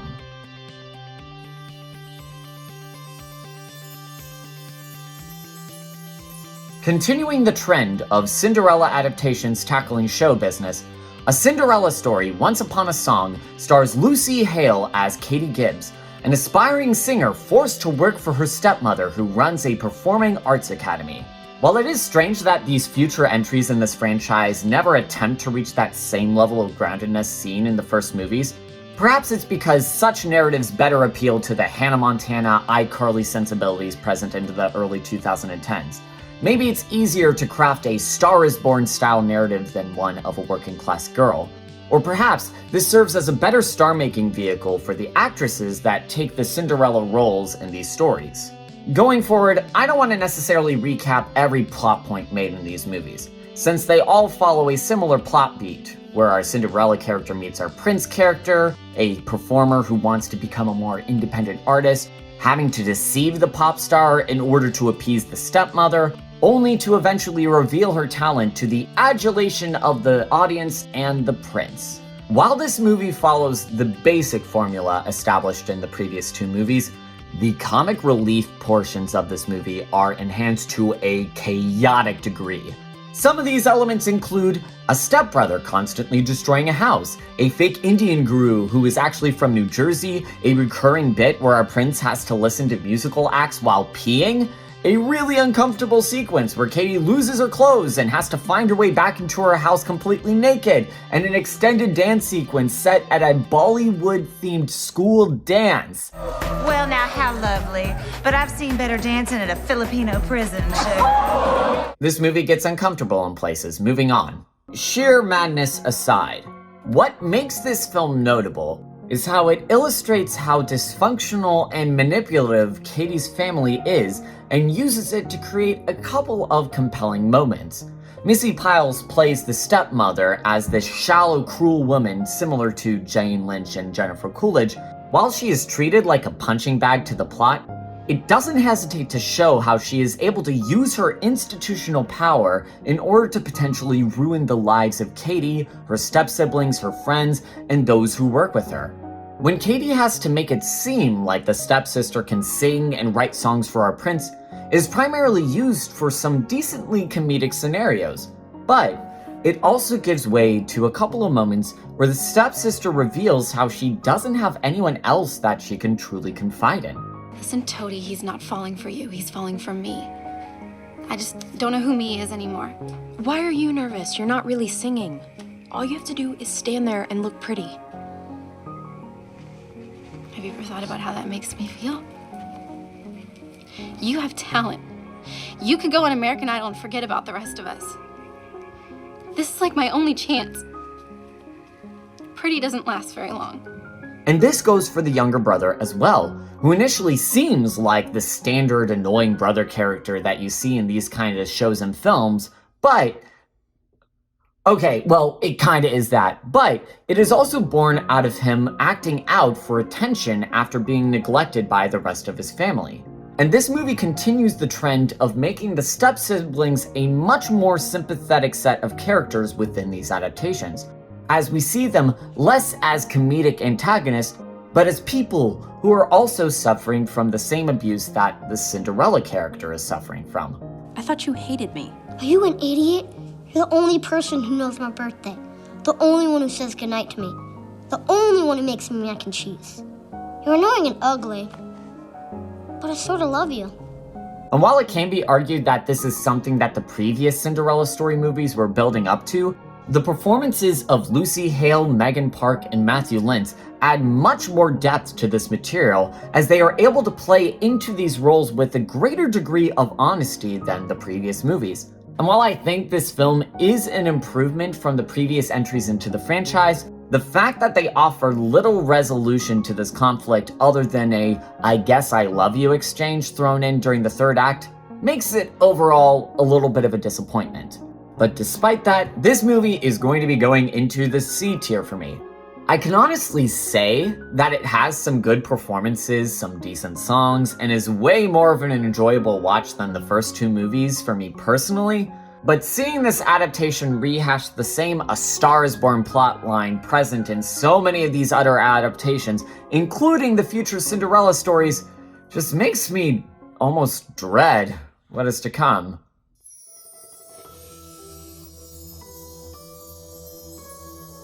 When it comes to adhering to formulas, video games do offer a means of being able to subvert audience expectations for the sake of player choice, a feat that the game Cinders seeks to achieve. Developed by Moa Cube Games, Cinders seeks to retell the Cinderella story as a visual novel. For those who are familiar with this genre, you will not be surprised to know how integral player choice is when telling this narrative.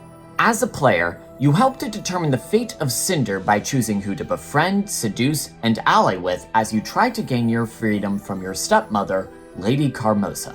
And as a player, you have the ability to reenact the beats of the original fairy tale to a T, though it can be just as likely that you decide to forgo marrying the prince by regaining control of your father's estate, or by choosing to run away and abandoning your old life. Either way, the game seeks to emphasize the choices that Cinder has to make when it comes to improving her life, as well as the consequences that come with them. Obviously, this prospect of having direct control over this narrative is enough of a departure when it comes to this adaptation, but moreover, giving the players control of Cinders helps to create a retelling of the story that provides a surprising degree of depth and uncertainty for the players. Throughout my first playthrough, I didn't just find myself surprised by the ways that my choices affect the story. The moments where the games called for me to empathize with every single character in the story created a dilemma that I have not seen attempted in any of these other adaptations. Aside from perhaps Confessions of an Ugly Stepsister, there were few other adaptations that forced me to empathize with Cinderella's family as the game did. Sophia, the younger stepsister, is made a sarcastic and bitter young woman from years of being the target of her family's scorn. Gloria, however, seeks to imitate Lady Carmosa in an attempt to please her mother, but we soon get to see how she has lost sight of herself and her own wants and needs for the sake of her family. And all of this is at the hand of Lady Carmosa, who has been one of the more compelling renditions of this character, as she is both ruthless and cruel in her treatment of her daughters, while also being shown to be exceedingly clever and resourceful as she struggles to maintain her household and save her family from the limited opportunities afforded to women. She is at once a woman who you would want to sympathize with, or one who you would feel no qualms about poisoning, which is a balance that a play or a film can't easily achieve. Though all of this wouldn't be possible if the central character wasn't compellingly written, which is thankfully the case.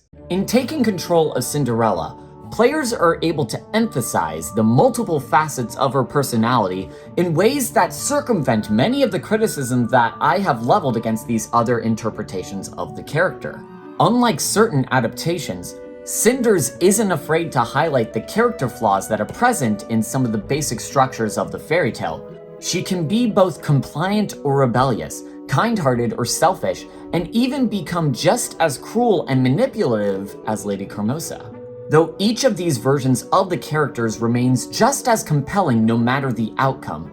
Throughout the game, Cinders will reject the notion of, quote, showing divine humility and courage while everyone treats her like a doormat, as she laments how, quote, it's like a girl can't aim for anything better than martyrdom. Instead of being presented with a single depiction of this character, it is the players who decide what kind of Cinderella they would want to be. Perhaps the key to this game's success as an adaptation is that it allows so many people to graft their own ideal Cinderellas onto the characters in this game, taking the hundreds of years of adaptations and differing characterizations to demonstrate the traits that they want in their own lives. And because I want other people to experience this game for themselves, I don't want to go into too much detail about the depth of possible choices and endings that are available. Instead, I would rather want to discuss the ending that I achieved through my first blind playthrough. What strikes me about this first ending is how my Cinderella didn't want to achieve a noble status or a reclamation of her father's estate, but instead sought a simple life where she can have the agency to decide her own life, which in a way is still an ending that remains true to the core spirit of the original story. While it was a choice that I felt worked best for me, the trick is that every ending, no matter your choices, have some degree of uncertainty and regret with it. While I was able to free Cinders from the grasp of Lady Carmosa, it came at the cost of getting closure with my stepsisters, whom I had grown close to during the course of my playthrough. I can imagine that for all of my efforts to befriend them while staying true to myself, they would perhaps grow to hate me for abandoning them, or that they may have used my absence as an opportunity to gain the mutual kindness that they haven't provided. The fact is that I will never know what happened to them or how they felt. And when so many of these adaptations feel this need to resolve every single conflict with a perfect bow, this element sticks with me as it shows that while people are able to achieve their fairy tale dreams, it is not without any cost and sacrifice. It is because of this that this movie is getting an S tier for me, not only for the ways that it demonstrates the versatility that is presented in the story and its characters, but also the ways that it uses the medium of video games to present a diverse set of interpretations of this original fairy tale. While this is a harsh departure from the other modern Cinderella adaptations, it does demonstrate the ways that a seemingly simple story like Cinderella can be molded by the values of a society and the people that view these stories. Though whether future stories will be as introspective as this one remains to be seen.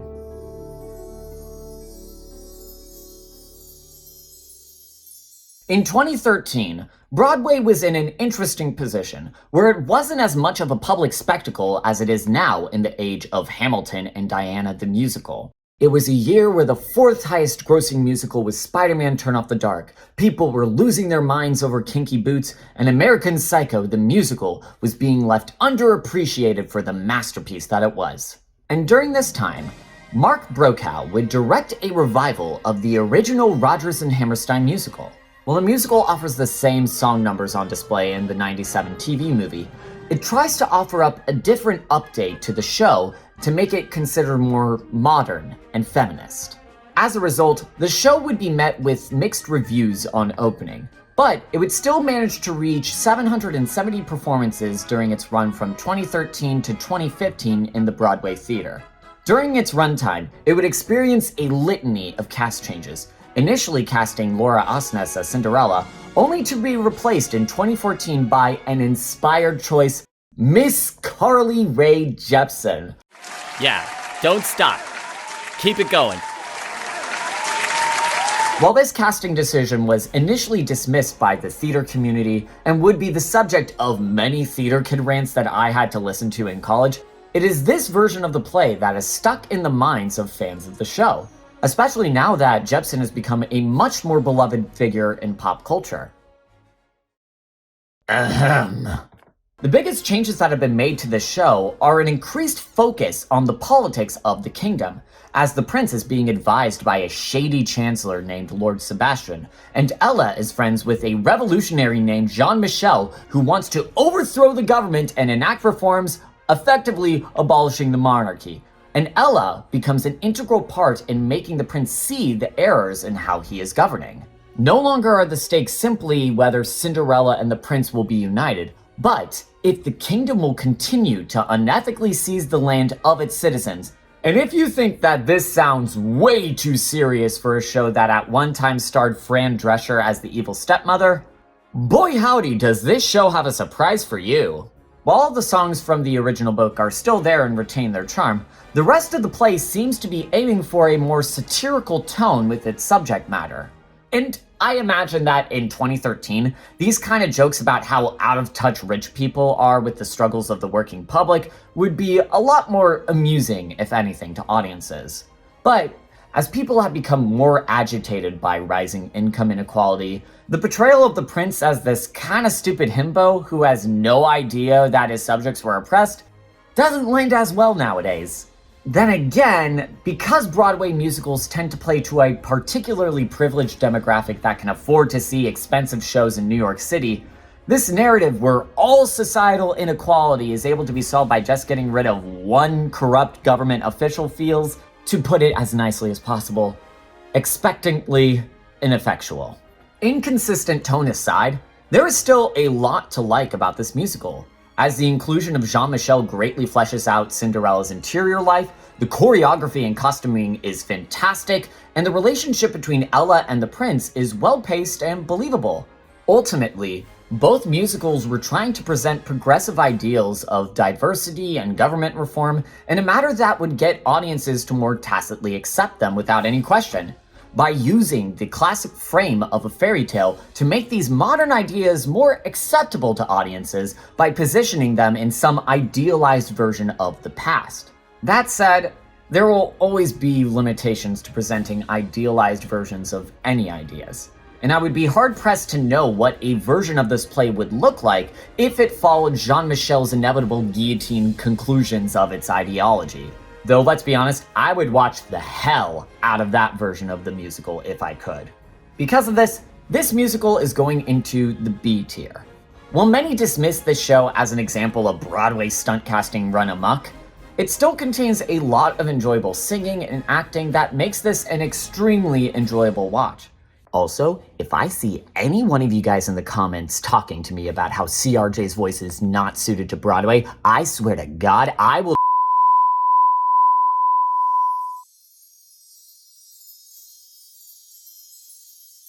So, this next one is going to be a little bit tricky, since Into the Woods is not completely an adaptation of the Cinderella story, but a critique of fairy tales as a concept. Additionally, considering that this film is an adaptation of the classic 1986 Stephen Sondheim musical, there is much that can be said about the differences between the stage show and the film, as well as the complex musical themes and motifs that are at play within its score. So instead of focusing on every piece of minutia within its production, we are going to be specifically focusing on Cinderella's plotline within the story, and the ways that it plays into the plot during its second act.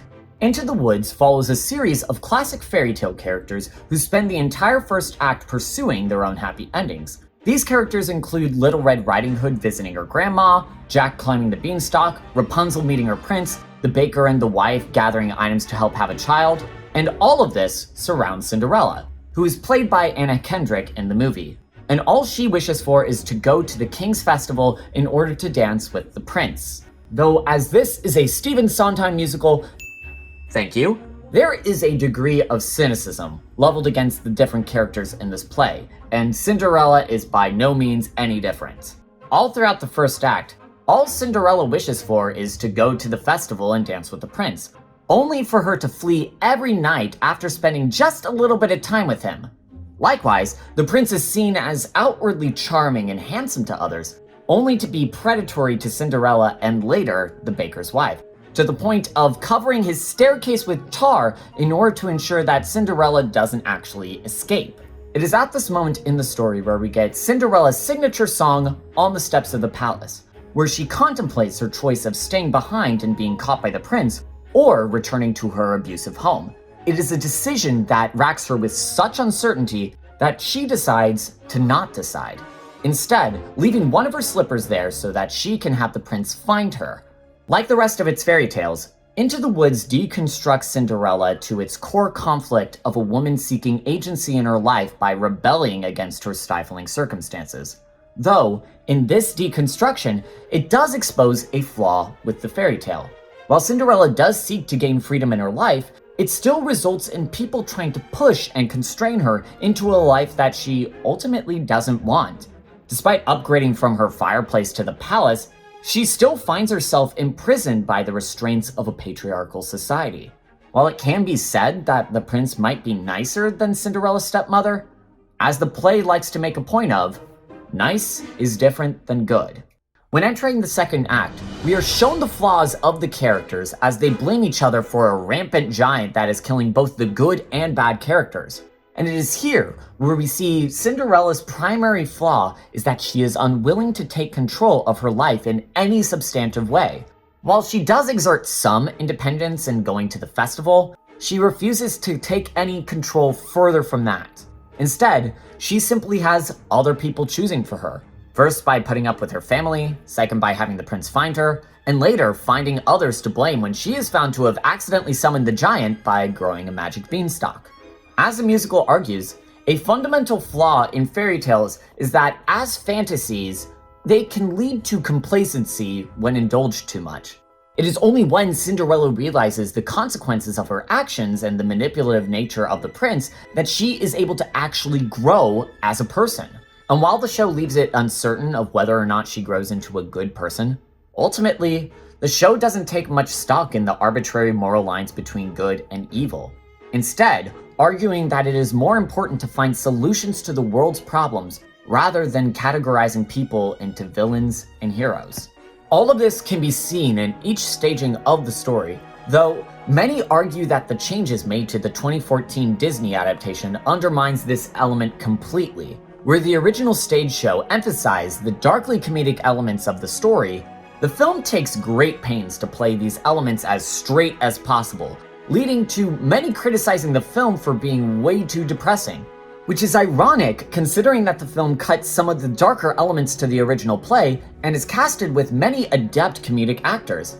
And the fact that this film was the very last time that James Corden was a likable film star shows how much potential this film had when it came to adapting the spirit of the stage show. Though all of this seems to falter at the feet of this film's direction, as director Rob Marshall followed in the steps of his previous musical work, Chicago and 9, to present this musical in a naturalistic direction. And while it can be easy to blame all of this on Marshall, this seems symptomatic of larger trends that were happening in Hollywood by 2014. By this time, realism was the primary style that big-budget studio releases were striving for. And considering that this was being released at the same time as Disney's live-action film renaissance, realism would be key. And while there could be many criticisms leveled at the 2014 film, at its core, Into the Woods offers a contrasting perspective towards our pop cultural understandings of fairy tales like Cinderella. Though if I'm gonna be honest, for as much as I enjoyed some elements to this film version, I would just instead watch the stage version. There's a great pro shot of Into the Woods from 1989 with the original Broadway cast that demonstrates all of these elements of the show, even better than the film, and it's just all on YouTube right now. But all of that said, I will still put this movie in the B tier. Maybe if it took more advantage of the comedic elements of the stage show, it might have gone up to an A, though as it stands, while realism can work well within a story's presentation, it must be able to reflect the themes that the author is going for, especially when commenting on its fantastical nature. Otherwise, it comes across as needlessly mean-spirited and cynical. And speaking of realism,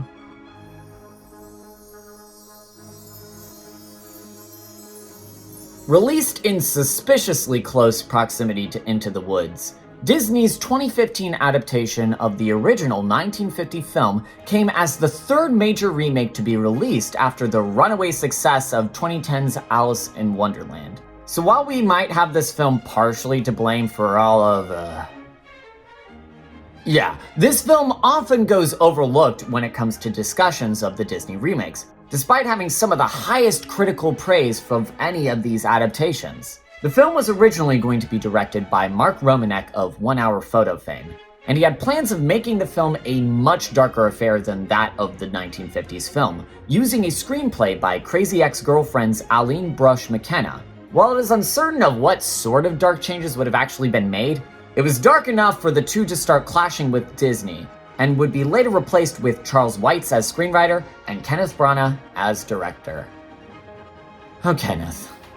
The replacement of these two results in a film that aims to retell the Cinderella story as if it were a Regency period drama, despite the costumes looking like they were from the 1880s.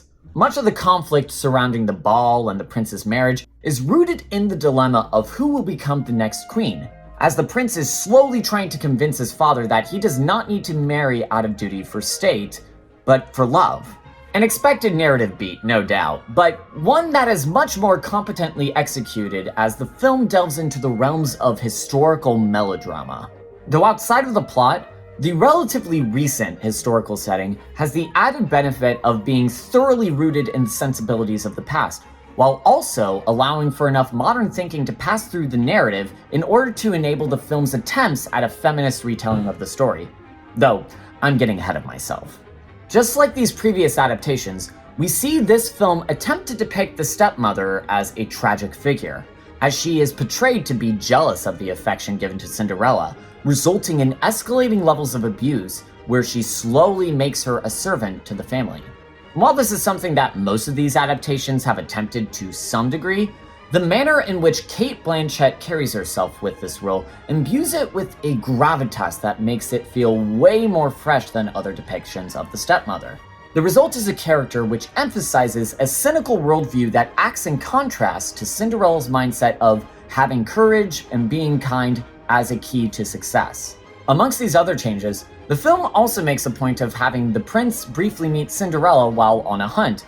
This leads him to deciding to open the ball to all eligible women in the kingdom in hopes of seeing her, and subsequently, Cinderella, thinking that he is an apprentice, also wants to visit him at the ball. As audiences, we have come to expect this idea that the prince would want to reject royal obligations in favor of love. Though by imbuing this narrative with a potential conflict of marrying the prince off to another foreign country, it does add this extra layer of drama to this expected story beat. And that is the word that just kept coming into mind when it came to rewatching this movie. Expected. By 2015, audiences have been seeing retellings of Cinderella which have incorporated many of these modern elements in countless adaptations before. So much so that it is almost a given that we should see a pre-ball meet-cute, a character arc for the prince, a sympathetic beat given to the stepmother, and for Cinderella to exert a moment of independence in order to drive forth the idea that she worked for her happily ever after. And this is not meant to be a slight against this film, but it is rather illustrative of the ways that such changes were received by the time that Disney did their own versions of these plot beats.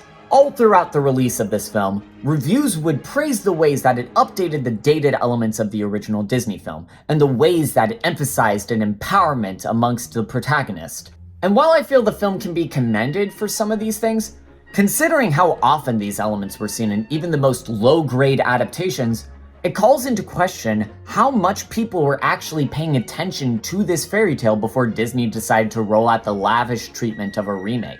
And to best illustrate this, you might have noticed that there's been plenty of talk with this adaptation of Cinderella, without even directly mentioning Cinderella herself. While Lily James does deliver a decent performance, she is given very little in terms of her larger characterization to act in contrast with the previous versions of her character. Aside from her devotion to her family, her philosophy of having courage and kindness, and a sense of melancholy over her circumstances, we don't really get much insight into her life outside of these areas, aside from this vague sense that she is well-read and curious. It's almost as if this desire to have Cinderella act as a pure source of good superseded any notion of giving her any character development or an interior life. And this is not to say that this version of Cinderella is a Mary Sue or some hacky argument along those lines. Rather, if a story wishes to adapt and market their adaptation as a modernized fairy tale, one must understand which traits a modern audience will value. And in deference to the original 1950s film, it feels as though this adaptation missed out on a lot of opportunity to flesh out its characters as much as they wanted to. Though, as it stands, it is still an enjoyable watch, and it will land in the B tier of adaptations. It's a bit basic, but it can act as a decent benchmark that future adaptations can be held to as they seek out ways to modernize their stories further.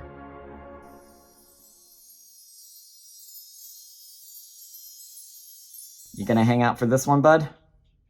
Alright, behave yourself. A Cinderella story, if the shoe fits, once again has us returning to the formula of a young starlet being discovered by a famous celebrity and winning some competition in order to become a star.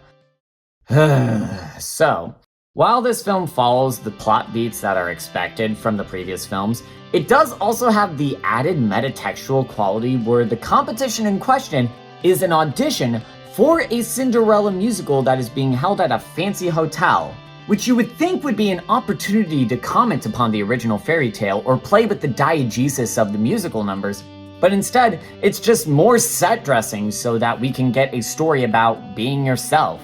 Our Cinderella here is played by Sophia Carson as Tessa, a mechanic and performer who pretends to be British so she can audition in the musical opposite of the pop star Reed West. And the result is a number of Hannah Montana-esque shenanigans where she has to rapidly switch between her mechanic and singer persona.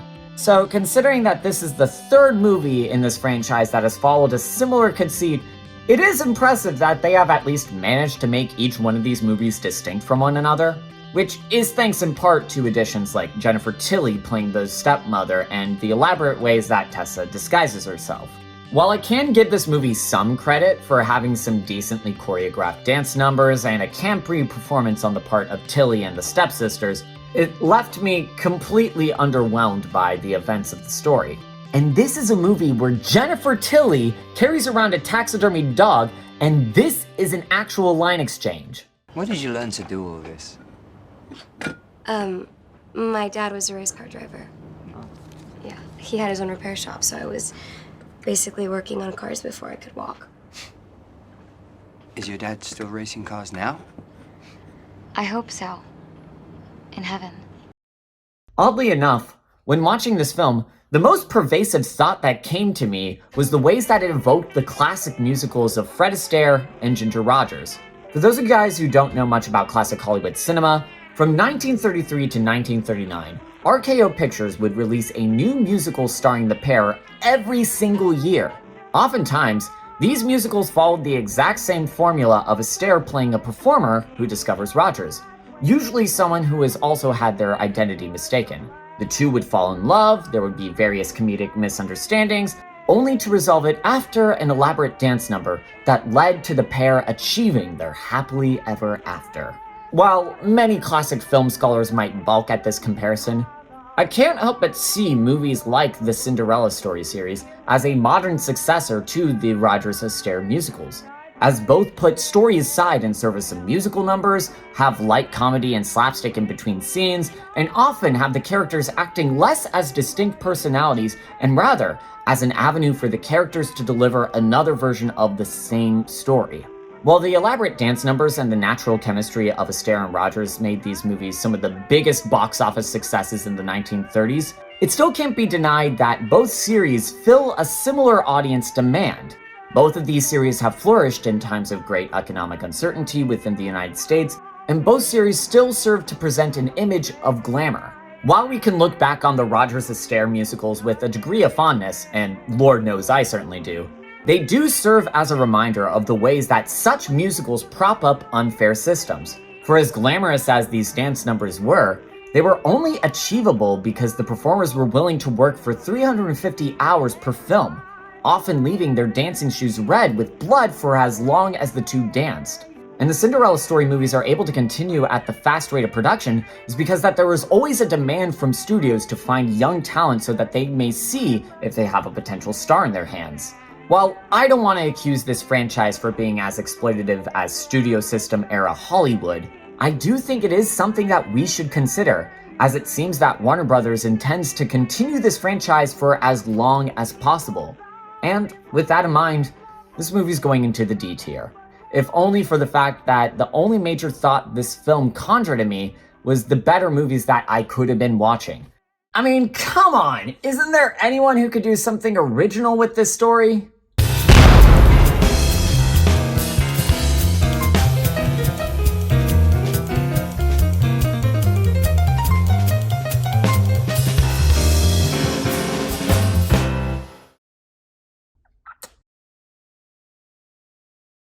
Okay. Yeah. Thanks, Italy. La Gatta Cenerentola, or Cinderella the Cat, is an Italian animated film which adapts the Italian version of the fairy tale as translated by Giambattista Basile in 1634. Though the film takes a wildly different direction compared to a lot of other adaptations. The movie takes place in Naples, on a yacht that was built by a rich scientist who designed it to record everything that occurs within the ship in order to preserve it in the form of holograms that will emerge all throughout the vessel. And on the day of the scientist's wedding, he is killed by his wife's secret lover, who plans to use the ship to turn the city into a hive of illegal activity. And in order to do this, they must be given permission to use the ship by the scientist's young daughter, Mia. The problem is that this cannot be done until she turns 18. So Mia is put into the care of her new stepmother and her 6 children, who proceed to turn the ship into a brothel and make Mia their servant. And during that time, Mia is given the moniker Cinderella the Cat by her sisters because of her predilection for exploring the ship's vent like a cat. If the fact that this film is absolutely buck wild wasn't apparent, this is all stuff that they just show in the first 10 minutes of the movie. If I were to describe Cinderella the Cat in a single word, it would be provocative, which I say as a positive and negative quality of this adaptation. To start with the positives, the style and presentation of this film provokes attention and curiosity with its character design, gorgeous backgrounds, and stylized animations in what turns out to be a decently solid crime thriller. One detail that I especially appreciate is the ways that Naples is depicted as being constantly showered with ash, as to illustrate the ways that the criminal organization, the Camorra, is able to make life difficult within the city. As interesting as this film's presentation is, it doesn't change the ways that it constantly felt like they were going with the edgiest options possible when telling this story. In addition to the violent and sexual elements of this film, there are numerous scenes that make a point of slut-shaming the step-siblings, being racist towards international criminals, and the uncomfortable decision to make one of the step-siblings a cross-dressing gay man. A fact that many characters just love to point out. The instinct to make a dark adaptation of a fairy tale is an understandable one. After all, these stories are meant to be innocent morality tales with clear heroes and villains in order to help teach children right from wrong. Though all children do eventually grow out to see how the world is a lot more complex than these stories, which might motivate someone to want to retell these stories with that increased level of cynicism and moral complexity. Though when viewed with too much cynicism, it can cause people to lose sight of the original ideas that the story was meant to convey. And nowhere is this more apparent than the ways that they treat Mia as Cinderella. From the start of the movie, the death of her father has left Mia with aphonia for the remainder of the film, which I initially thought would be a good bit of representation for a serious medical condition, though it seems to be primarily a way for Cinderella to not speak a word in the entirety of this movie. That said, in a medium where gestures, facial expressions, and body language are key to the art form of animation, you would think that this wouldn't be as much of a problem for helping to establish a character for Mia. Unfortunately, we are given very little in ways of her personality, motivation, or feelings throughout the entire film. Often, it feels as though that she isn't even being made to be an active participant in the events that she actually finds herself in. And while there is something to be said about the ways that Cinderella acts as a character from a place of disempowerment, there is a fine line between a character being disempowered and a character who is underdeveloped. This is especially ironic as the film's marketing leaves you with the impression that Mia will be a much more active participant in her rescue, with the image of her holding a gun while wearing a torn ball gown being an especially pervasive one in this film. But, as the original fairy tale might tell you, image isn't everything. And while some were wowed by the visuals alone, it offers, in my mind, very little in terms of changes for the Cinderella tale, which is why it's going to go into the C tier. I would say that if you can stomach the really edgy qualities of this film, it might be an interesting movie to seek out, though as it stands, this isn't anything worth writing home about. Which is a shame because it is rare to see an animated movie that looks and acts like this, especially in America. And for context, this is the kind of animated movie that was being released around this same time. Prince Charming, it is time to choose your one true love and liberate all others from your spell. Piece of cake. Yeah, no, I'm not watching that. This video is long enough as it is.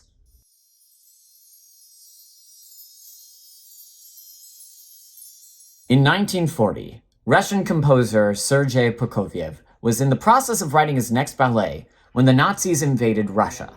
It was such a shock to him that it had inspired him to write perhaps his most famous opera, an adaptation of War and Peace. As years passed and the conflict erupted the world over, he would eventually complete that original ballet in 1945, an adaptation of Cinderella. Prokofiev's score would be adapted into a number of ballets over the years, though the version that I wish to examine today was staged by Matthew Bourne, who decided to take the historical details of the score's composition and expand upon it by setting this version of Cinderella during World War II amongst the London Blitz bombing campaign.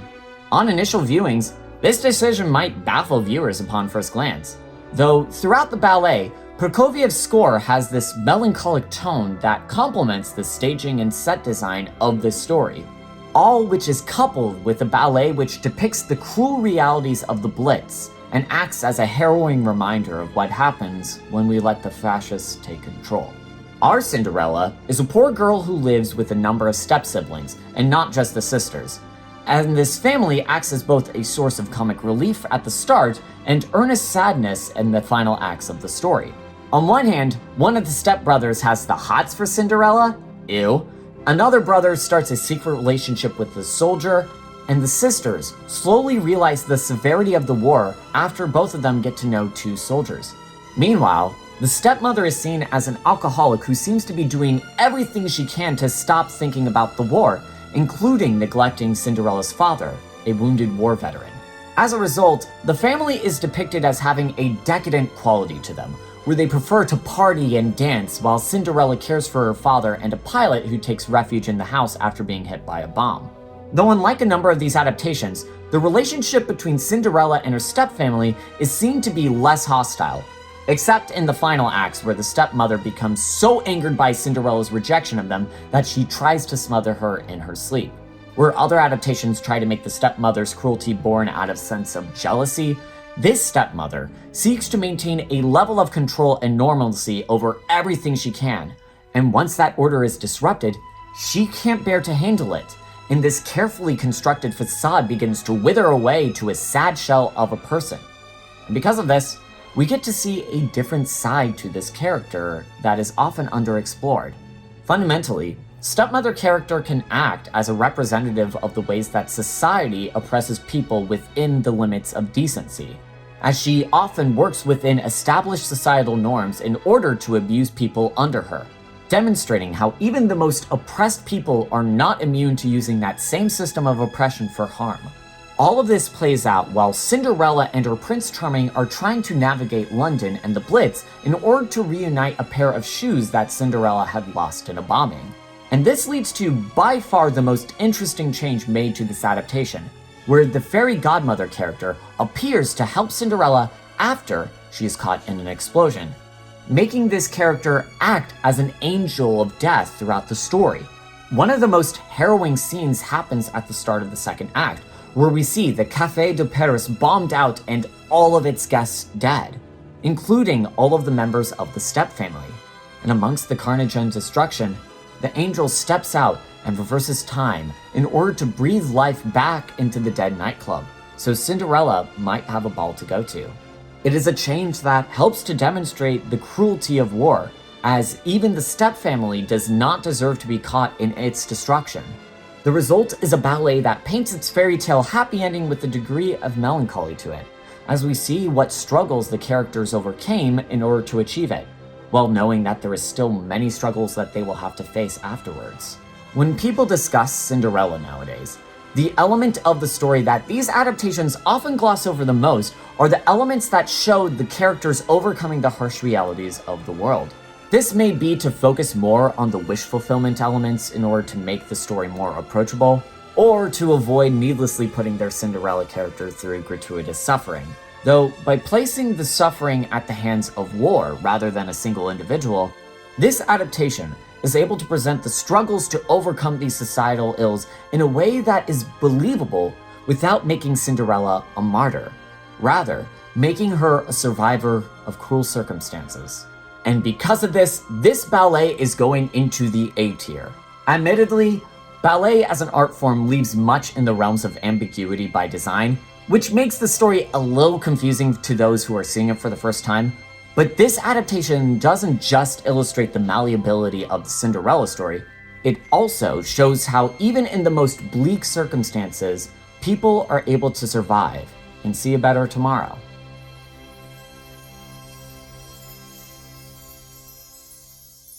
Returning to the world of A Cinderella Story, Christmas Wish takes the basic blueprint of the previous Cinderella story movies and applies it to a standard Hallmark-style movie, complete with an inexpensive location to shoot in Vancouver. At this point in the franchise, we have seen these movies take a steep downgrade in terms of budget, which has resulted in these films becoming the furthest from their positions as Cinderella adaptations. Instead, the film puts more of an emphasis on the holiday elements in order to cash in on that sweet Princess Switch hype train. We weren't able to get Vanessa Hudgens, but by golly, we're gonna try anyway. In this film, we see our Cinderella as a young singer-songwriter named Kat Decker, who's working at a Christmas amusement park where she begins to fall in love with the new Santa that they had hired. Though, shocker, it turns out this Santa is our Prince character, Dominic Wintergarden, who's a guy who is actually pretty down to earth, despite his rich upbringing. More on that later. When taken as an adaptation of Cinderella, there are few elements that actually help to distinguish it as an actual adaptation.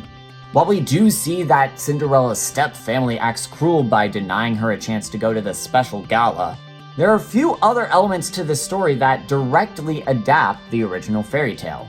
Instead, the movie decides to focus on the comedy and light romantic drama, as Kat feels a little uncertain about whether or not she's in Dominic's league, while he feels a little stifled by his rich friends. And as milquetoast as the romance might seem on paper, let me tell you, it is even more bland on screen.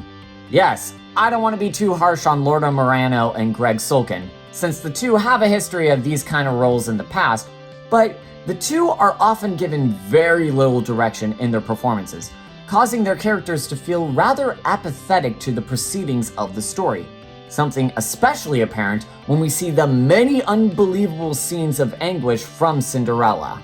Though, perhaps the most egregious example of this can be seen in the final act of the story, where Kat has to take the stage in order to perform a song as the Ice Queen, a role that I'm sure has absolutely no correlation with any other popular movies at the time.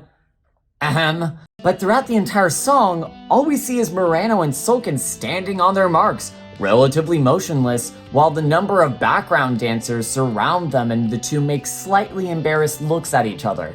It gives an artificial nature to the story that greatly accentuates the final moments of the story, which really turned me off. So, once Kat sings her songs, she gets to meet Dominic's father, Terence Wintergarden, a billionaire who is a former friend of Kat's dad. Yeah, that's right, billionaire to a B, we'll get to that. It may seem like a tiny thing, but this decision completely recontextualizes the end of the story. After revealing that she is the daughter of Wintergarden's friend, Kat is told that she never has to worry about expenses for the rest of her life and that he would help her achieve her dreams of becoming a songwriter. And on its face, this might feel no different than the massive rewards that past Cinderellas received at the end of their respective stories, though by making this ending come at the hands of a billionaire, it completely changes the read on this film.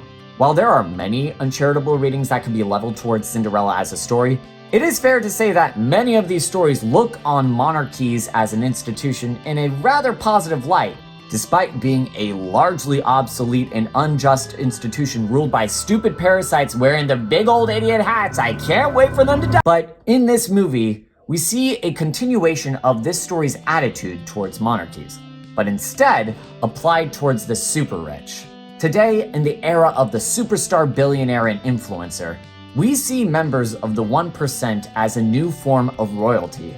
where the presence of royalty comes with the core fantasy of being inducted into this special club just by marrying the right person.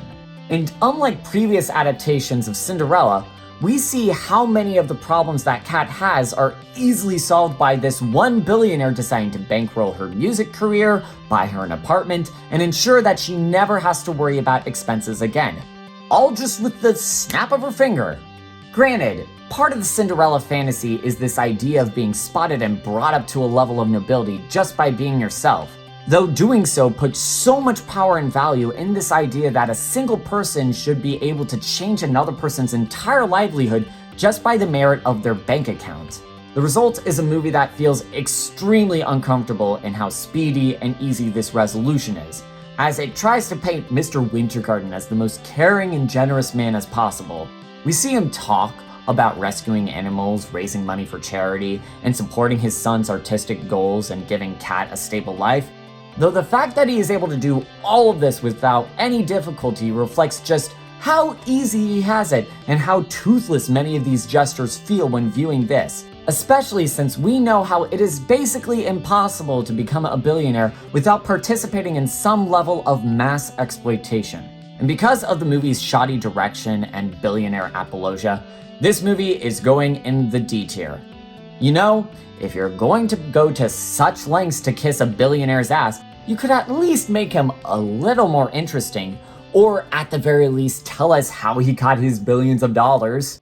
But as it stands, it makes me wish for another Cinderella adaptation that is not afraid to call out these societal norms. Well, I think the thing about this Cinderella is that it is unlike any other Cinderella. I mean, it simply by definition is completely different. I think what really attracted me to the story, Emerald, was the idea that Cinderella changes herself in order to try and please somebody else, and that somebody else doesn't recognize the person that Cinderella's become. And the central thing for me is that it's about beauty, but it's about beauty being what you are rather than what you try and make yourself. Yes, Lord Andy, that is definitely what I was hoping for, just really sticking it to the man. In 2019, Andrew Lloyd Webber began to workshop his own musical adaptation of Cinderella in collaboration with Killing Eve writer Emerald Fennell. The show was to be premiered on the West End in August of 2020, but was delayed due to the COVID-19 lockdowns, a fact that Andy endlessly complained about while declaring that he was willing to risk arrest for the sake of opening his show in June of 2021, which... Okay, Andy! And despite the low number of live performances, we were still treated to the original cast album, which is what I'm going to be primarily working off of in this section. And... This show... Okay, so before I can actually get into the story, I just have to run through some of the absolutely buck-wild things that happen in this musical. I just need to let you know that this is actually real. First, there is an entire song where the queen talks about how hot and sexy her dead son was. The fairy godmother is a plastic surgeon, and it is implied that the queen and the stepmother had a lesbian affair when they were younger, and there was this one song where they really tried to rhyme the word convey with me. The result is a show that is just so uncomfortably horny, while also having some of the most forgettable songs.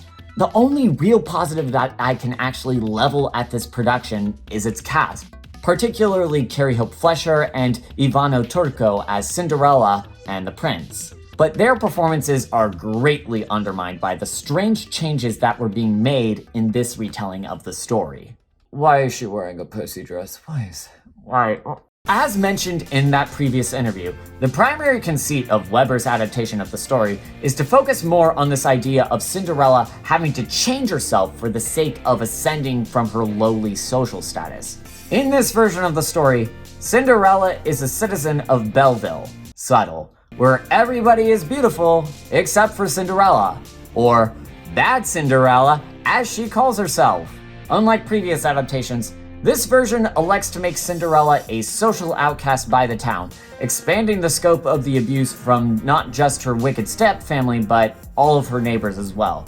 The only friend that she actually has is Sebastian, the young prince who must choose a bride after his older, more charming prince was killed, causing the entire show to hinge on whether or not the two will actually end up together before he has to marry someone else. As such, the musical plays through the expected plot beats of the original fairy tale, all in service of criticizing the superficiality of modern society, as we see Cinderella transforming herself in hopes of winning over Sebastian. But when she finds that her disguise feels disingenuous, she decides to declare that the entire town is a bunch of phonies and she storms out of the ball. The result is a show that sees their Cinderella as a completely free spirit, one who doesn't conform to societal standards, one you could say is not like other girls. Now, there is much discussion already about how reductive the whole "I'm not like other girls" sentiment is, but when applied to Cinderella as a story, it seems to overshadow all other elements of the fairy tale in order to just hammer home this message of staying true to yourself despite what all of society thinks, man.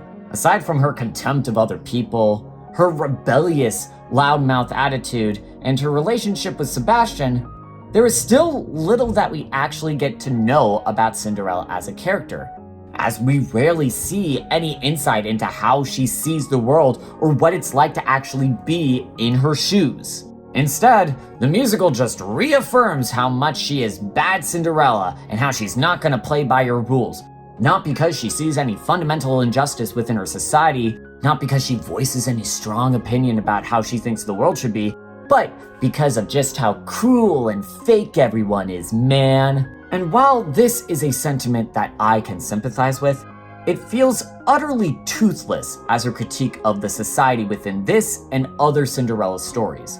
Because if these previous adaptations have shown anything, it's that there are many legitimate criticisms to be leveled at Cinderella as a story.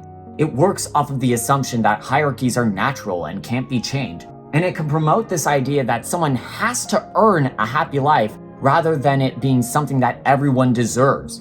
But these are not criticisms that this musical seems interested in engaging in, because that would require a good deal of introspection about the ways that we structure our society and may lead to questions that upper-class theater goers might be a little bit uncomfortable with grappling with. Instead, it's much easier to just have scenes where Cinderella complains about how uncomfortable the glass slippers are, have her spray paint over the statue of the prince, and have her dress like a goth. For while this might be somewhat provocative, these changes are not enough where it would go against the audience's sensibilities. It's almost as if the creator of the show has an incredibly narrow view of the world that he is unwilling to change for the sake of maintaining his comfortable lifestyle at the expense of others. You know, just almost as if. Which is to say that this musical is not bad because it doesn't advocate for abolishing monarchies or anything like that.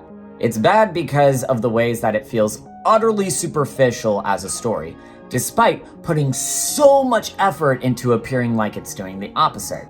The fact that I can say with confidence that the Carly Rae Jepsen musical put more effort into its social commentary is enough of a reason for this musical to go into the F tier. Feel free to give this a watch, but I cannot see how anyone can look at this musical and see it as anything other than bad Cinderella.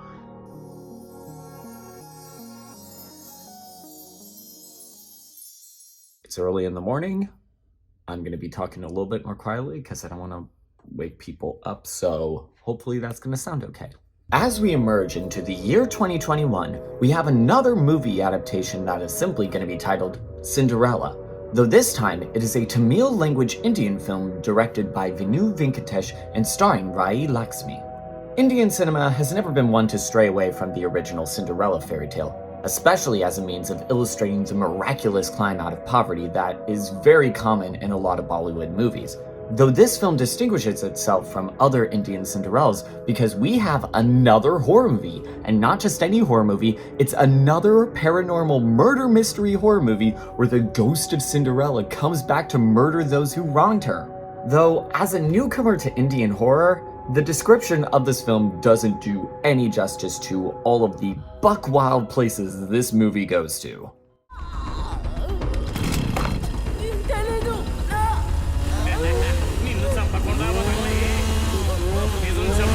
This film has Lakshmi playing Akira, a young sound designer who has been asked to help record some rare bird sounds for a Hollywood documentary.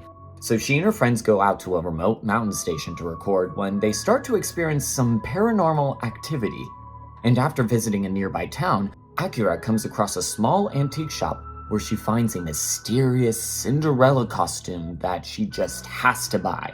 Though the day after buying it, there are reports from a local rich woman that she is being harassed by someone wearing that same Cinderella dress, only for her daughter to end up being poisoned by a black mamba, as well as a man being found mysteriously beheaded in the forest. And this leads the police to suspect that Akira is the murderer. All of this gives way to a revelation that Akira looks exactly like the real Cinderella for this story, a poor servant girl named Tulasi who is also played by Lakshmi. And from here, this story feels like it transitions into a completely different movie, as we follow Tulasi's perspective towards the closest thing to a Cinderella adaptation within this movie. Tulasi was the daughter of an abusive father who accidentally killed her mom, causing her to be sold to a rich family as a servant. And while working for this family, Tulasi wants nothing more than to have a special Cinderella dress after watching the 2015 Disney remake on TV. Once Tulasi is able to purchase the dress, her host family coincidentally has a party for the daughter, only for Tulasi to accidentally entice the daughter's boyfriend, which leads the stepmother and daughter to beat and poison Tulasi to death. And upon her death, Tulasi's spirit inhabits the dress and begins to kill everyone that has wronged her, even possessing Akira in order to help kill the stepdaughter. Mind you, this isn't anything that Akira actually finds out. Instead, she and her friends just leave the story and we never see any resolution to her or any of those other characters. Instead, the movie decides to end with our stepmom character getting in contact with, I kid you not, a group of satanic priests who deadass look like the band Ghost, and they proceed to have what I can best describe as a spiritual martial arts battle with Tulasi's ghost, only for the ghost to overpower them all with the help of some other random murdered woman that they waited until that very moment in the movie to actually introduce, ending with Tulasi's ghost getting revenge on all of them by killing them all. If this summary feels a little disjointed and confusing, it is only because I am presenting this information in the exact same order that the film presents it in. And don't get me wrong, for the last 10 minutes, this movie becomes the greatest movie I have ever seen, but as a Cinderella adaptation, it's hard to know what it's even going for. The fact that you could have cut out Akira and her friends from the movie without any major changes to the actual story is probably the most damning thing about this. Perhaps if the group was more involved in the exorcism or Tulasi's revenge, it would have been more compelling, but as it stands, this movie feels like a bit of a wasted opportunity as an adaptation of Cinderella. And not just as a horror adaptation of this story, but an Indian one. If the 2006 Korean Cinderella is any indication, this fairy tale lends itself very well to a ghost revenge story. And as a society that is still trying to recover from the strict hierarchies found within the caste system, there is plenty of opportunity to use Cinderella as a means of commenting on Indian society.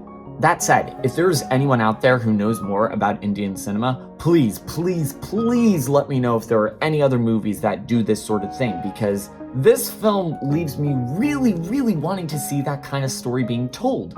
But as it stands, the strange pacing, the confusing script, and the overly ambiguous ending is going to put this movie in the D tier. Though, if I'm going to be 100% honest, you should definitely check this movie out, if only to watch those last 10 minutes. Perfection.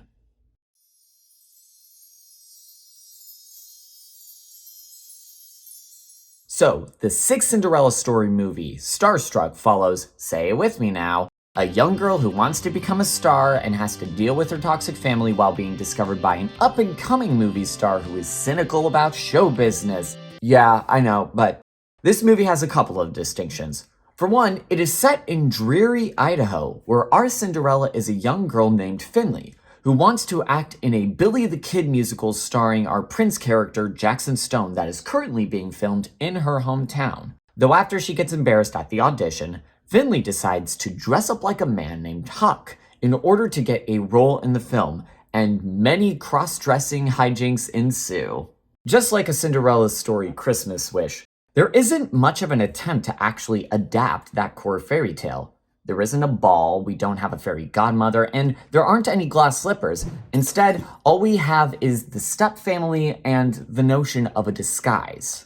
If there was just one interesting element to this story as an adaptation, it's the way that gender becomes a relevant part of Cinderella as a narrative. After all, the traditional mark of Cinderella's transformation is a change in clothing and appearance in order for people to see her for who she is. Honestly, if this movie shows us anything, it's that it's possible to retell the Cinderella story as a queer narrative where Cinderella is in the closet because of her family, only for her to be able to come out at the ball and later being accepted by the Prince character for who they really are. And honestly, if this movie was braver than it actually was, it would really not be that hard to change this story so that Jackson could be just bi and slowly getting into Huck. Perhaps even going into conflicted emotions about finding out that the two people that you are interested in are actually the same person. It was good enough for Shakespeare, so what's stopping you guys? Putting that aside, the rest of this movie is honestly a pretty bland and forgettable affair, as much of the conflict seems to revolve around Finley wanting to keep her house and her rural lifestyle the same, while her stepfamily is portrayed as a bunch of superficial city slickers. Though, the fact that the stepfamily acts as more than little sassy antagonists undermines some of the drama that could have been mined from this. And at this point, I imagine that with a change in setting every 2 years, Warner Brothers is intent on shelling out a new one of these movies as often as they can put them onto streaming services. Despite the fact that at this point, you could theoretically call this movie by any other name and you would probably get audiences on board without having to compare it to Cinderella. And while it is not as unenjoyable as A Christmas Wish, it was still pretty bland enough as a film, which is why it's going to be going into the D tier. Though, the fact that this movie is so forgettable might work in its favor, considering the main competition from that year. Yep. It's finally time.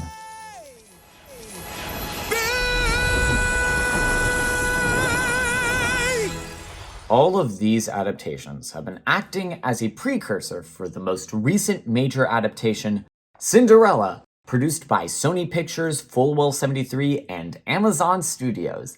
Initially conceived of by James Corden, the film reimagined Cinderella as a jukebox musical set in the ambiguously modern kingdom, with a star-studded cast playing out this story with a number of modern songs and purportedly modern values.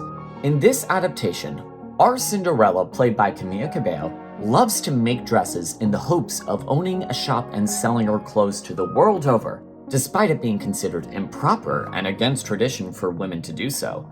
Meanwhile, our prince, played by Nicholas Galantine, is an incompetent leader who has very little interest in anything except hanging out with the bros until she happens to meet Ella, whereupon his primary motivation is just to get with her.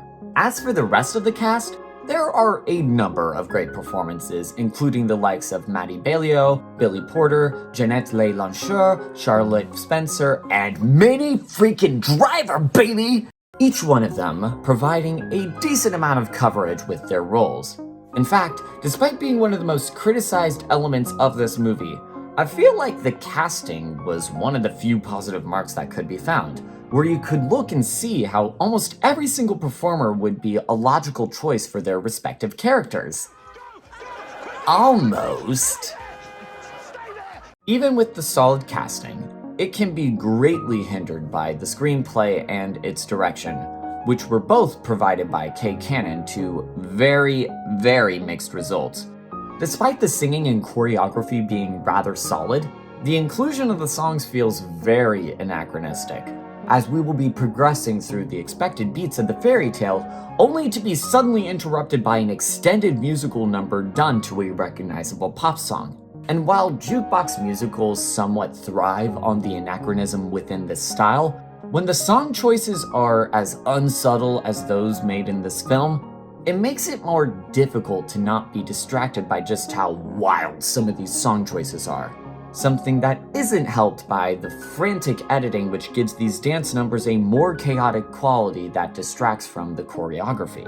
Though slightly mediocre musical sequences could be excused if there was a story that was worth telling. But unfortunately, this is the area that the movie seems to suffer the most from as an adaptation. Cinderella's dream of making dresses has taken the most attention with audiences. Most people have dismissed this movie as Girl Boss Cinderella, a moniker that has been attributed to many of these modern adaptations, though this is probably the one movie where this moniker sticks the best. While we have seen other adaptations give Cinderella a passion outside of her everyday life, this was often given as a means of showing off what she is actually passionate about. With this Cinderella's passion for making dresses, her main ambitions are to own her own business, where it isn't enough for her to enjoy this art, but she also has to make it her livelihood. And while this could be interpreted as a message of empowering women in order to make their own careers and life decisions, this is greatly undermined by the primary motivations and stakes that can be seen within the final acts of the movie. Cinderella's main motivation for going to the ball is having an opportunity to show off her dresses to potentially wealthy benefactors, in the hopes that one of them will end up funding her endeavors. Though she does reject an offer made by the prince to marry him and support her livelihood, she does go on to accept an offer by one of the ball's attendants, Queen Tatiana, which will hire her as a royal dressmaker. The fact that so much of this movie is determined by whether or not Cinderella was able to appease the right rich person paints a very dark picture where the most noble thing a person can do is start a business and make money. And this is not even going into the fact that the two people that are most responsible for improving Cinderella's life are played by people of color opposite of Camila Cabello, who is a white Latina. Despite Billy Porter's fairy godparent and Queen Tatiana being portrayed as these powerful individuals, their primary roles within the story still act in service of a white protagonist. Though, if you want to hear more about the colorblind casting within this film and the ways that it can play into certain tropes surrounding people of color, you're going to be better served watching Melina Pendulum's video about this subject. But, in addition to all of these issues, whenever the film dives into themes of feminism, it feels like a much older, less radical perception of the ideology. Instead of focusing on modern issues surrounding women's empowerment, including wage differences, sex work, harassment, and the rise of intersectionality, this film takes the perspective that is more common with second-wave feminist movements, which focused more on getting women into the workforce and removing harmful gendered stereotypes from everyday life. While this is not to say that these are issues that we as a society have completely overcome, they are issues that take up many different forms in our modern age today, and likewise require a different solutions than the ones that this movie proposes. Perhaps the most indicative example of all of this is the portrayal of the stepmother played by Idina Menzel. While there have been many attempts to make the stepmother a sympathetic or tragic character, this version of the character is scrubbed away of most of the elements of abuse by making her primarily concerned with marrying off Cinderella, not out of a sense of cruelty, but out of this economic obligation. The film seems to argue that the stepmother's wickedness primarily comes out of her not receiving the same opportunities that Cinderella wants, as we find out how she had to give up on her dreams of being a pianist because she was a woman. Though in making this change, not only does it provide a handy excuse for her treatment of Cinderella, the film doesn't offer anything as a substantive rebuttal to this sentiment. While it's true that Cinderella ends this movie by not marrying the prince, a move that they would deem not progressive apparently, she is only able to actually achieve her dreams by entering an exclusive business deal with Tatiana, where she will be subservient to a boss, but she will at least have the nebulous perk of being able to travel the world and being able to work in a field that she finds creative fulfillment in. Though, this doesn't change the fact that even a creatively fulfilling job is still work, and there is absolutely no guarantee that Cinderella would be any happier because of it. Despite the film positioning the stepmother as in the wrong by the end of the movie, both the narrative and Cinderella herself seem to agree with this idea that happiness can only come from economic security above everything else, and that while you can make the system more inclusive, you can't fundamentally change it. A sentiment that is perfectly illustrated when Cinderella complains about how uncomfortable her glass slippers are, to which the fabulous godmother declares, "Women's shoes are as they are. Even magic has its limits." Well, I am not the first person to say how nefarious it feels to wrap a story about economic complacency with platitudes of empowerment, especially while being produced by a company that itself has a major problem of giving women very few opportunities for positions within the company. What strikes me the most about Amazon's Cinderella is that it is possibly the one that strays the furthest away from the core messages of these other adaptations. Even when these Cinderella stories have been at their most cynical, you could still charitably say that they have been about being able to maintain your kindness in the face of hardship. For no matter how cruel her stepfamily or the systems around her act, arguably, the most noble thing about Cinderella as a character is that she never lets it turn her cruel. And it is through that kindness and empathy that she is actually able to change the world around her. It is a message that many would consider naive or outdated, but I would argue that the changes proposed by this Cinderella are even more so, which is why it is going in the F tier.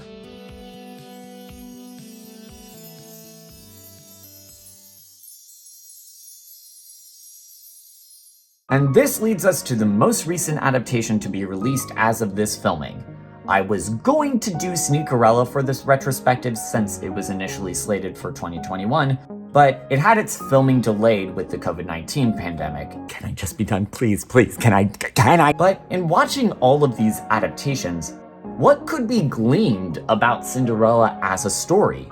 Well, for starters, whenever anyone tries to make an adaptation, it would not be uncommon to try and market these films as a response to the outdated or regressive original fairy tale, where there would be certain similarities in these updates.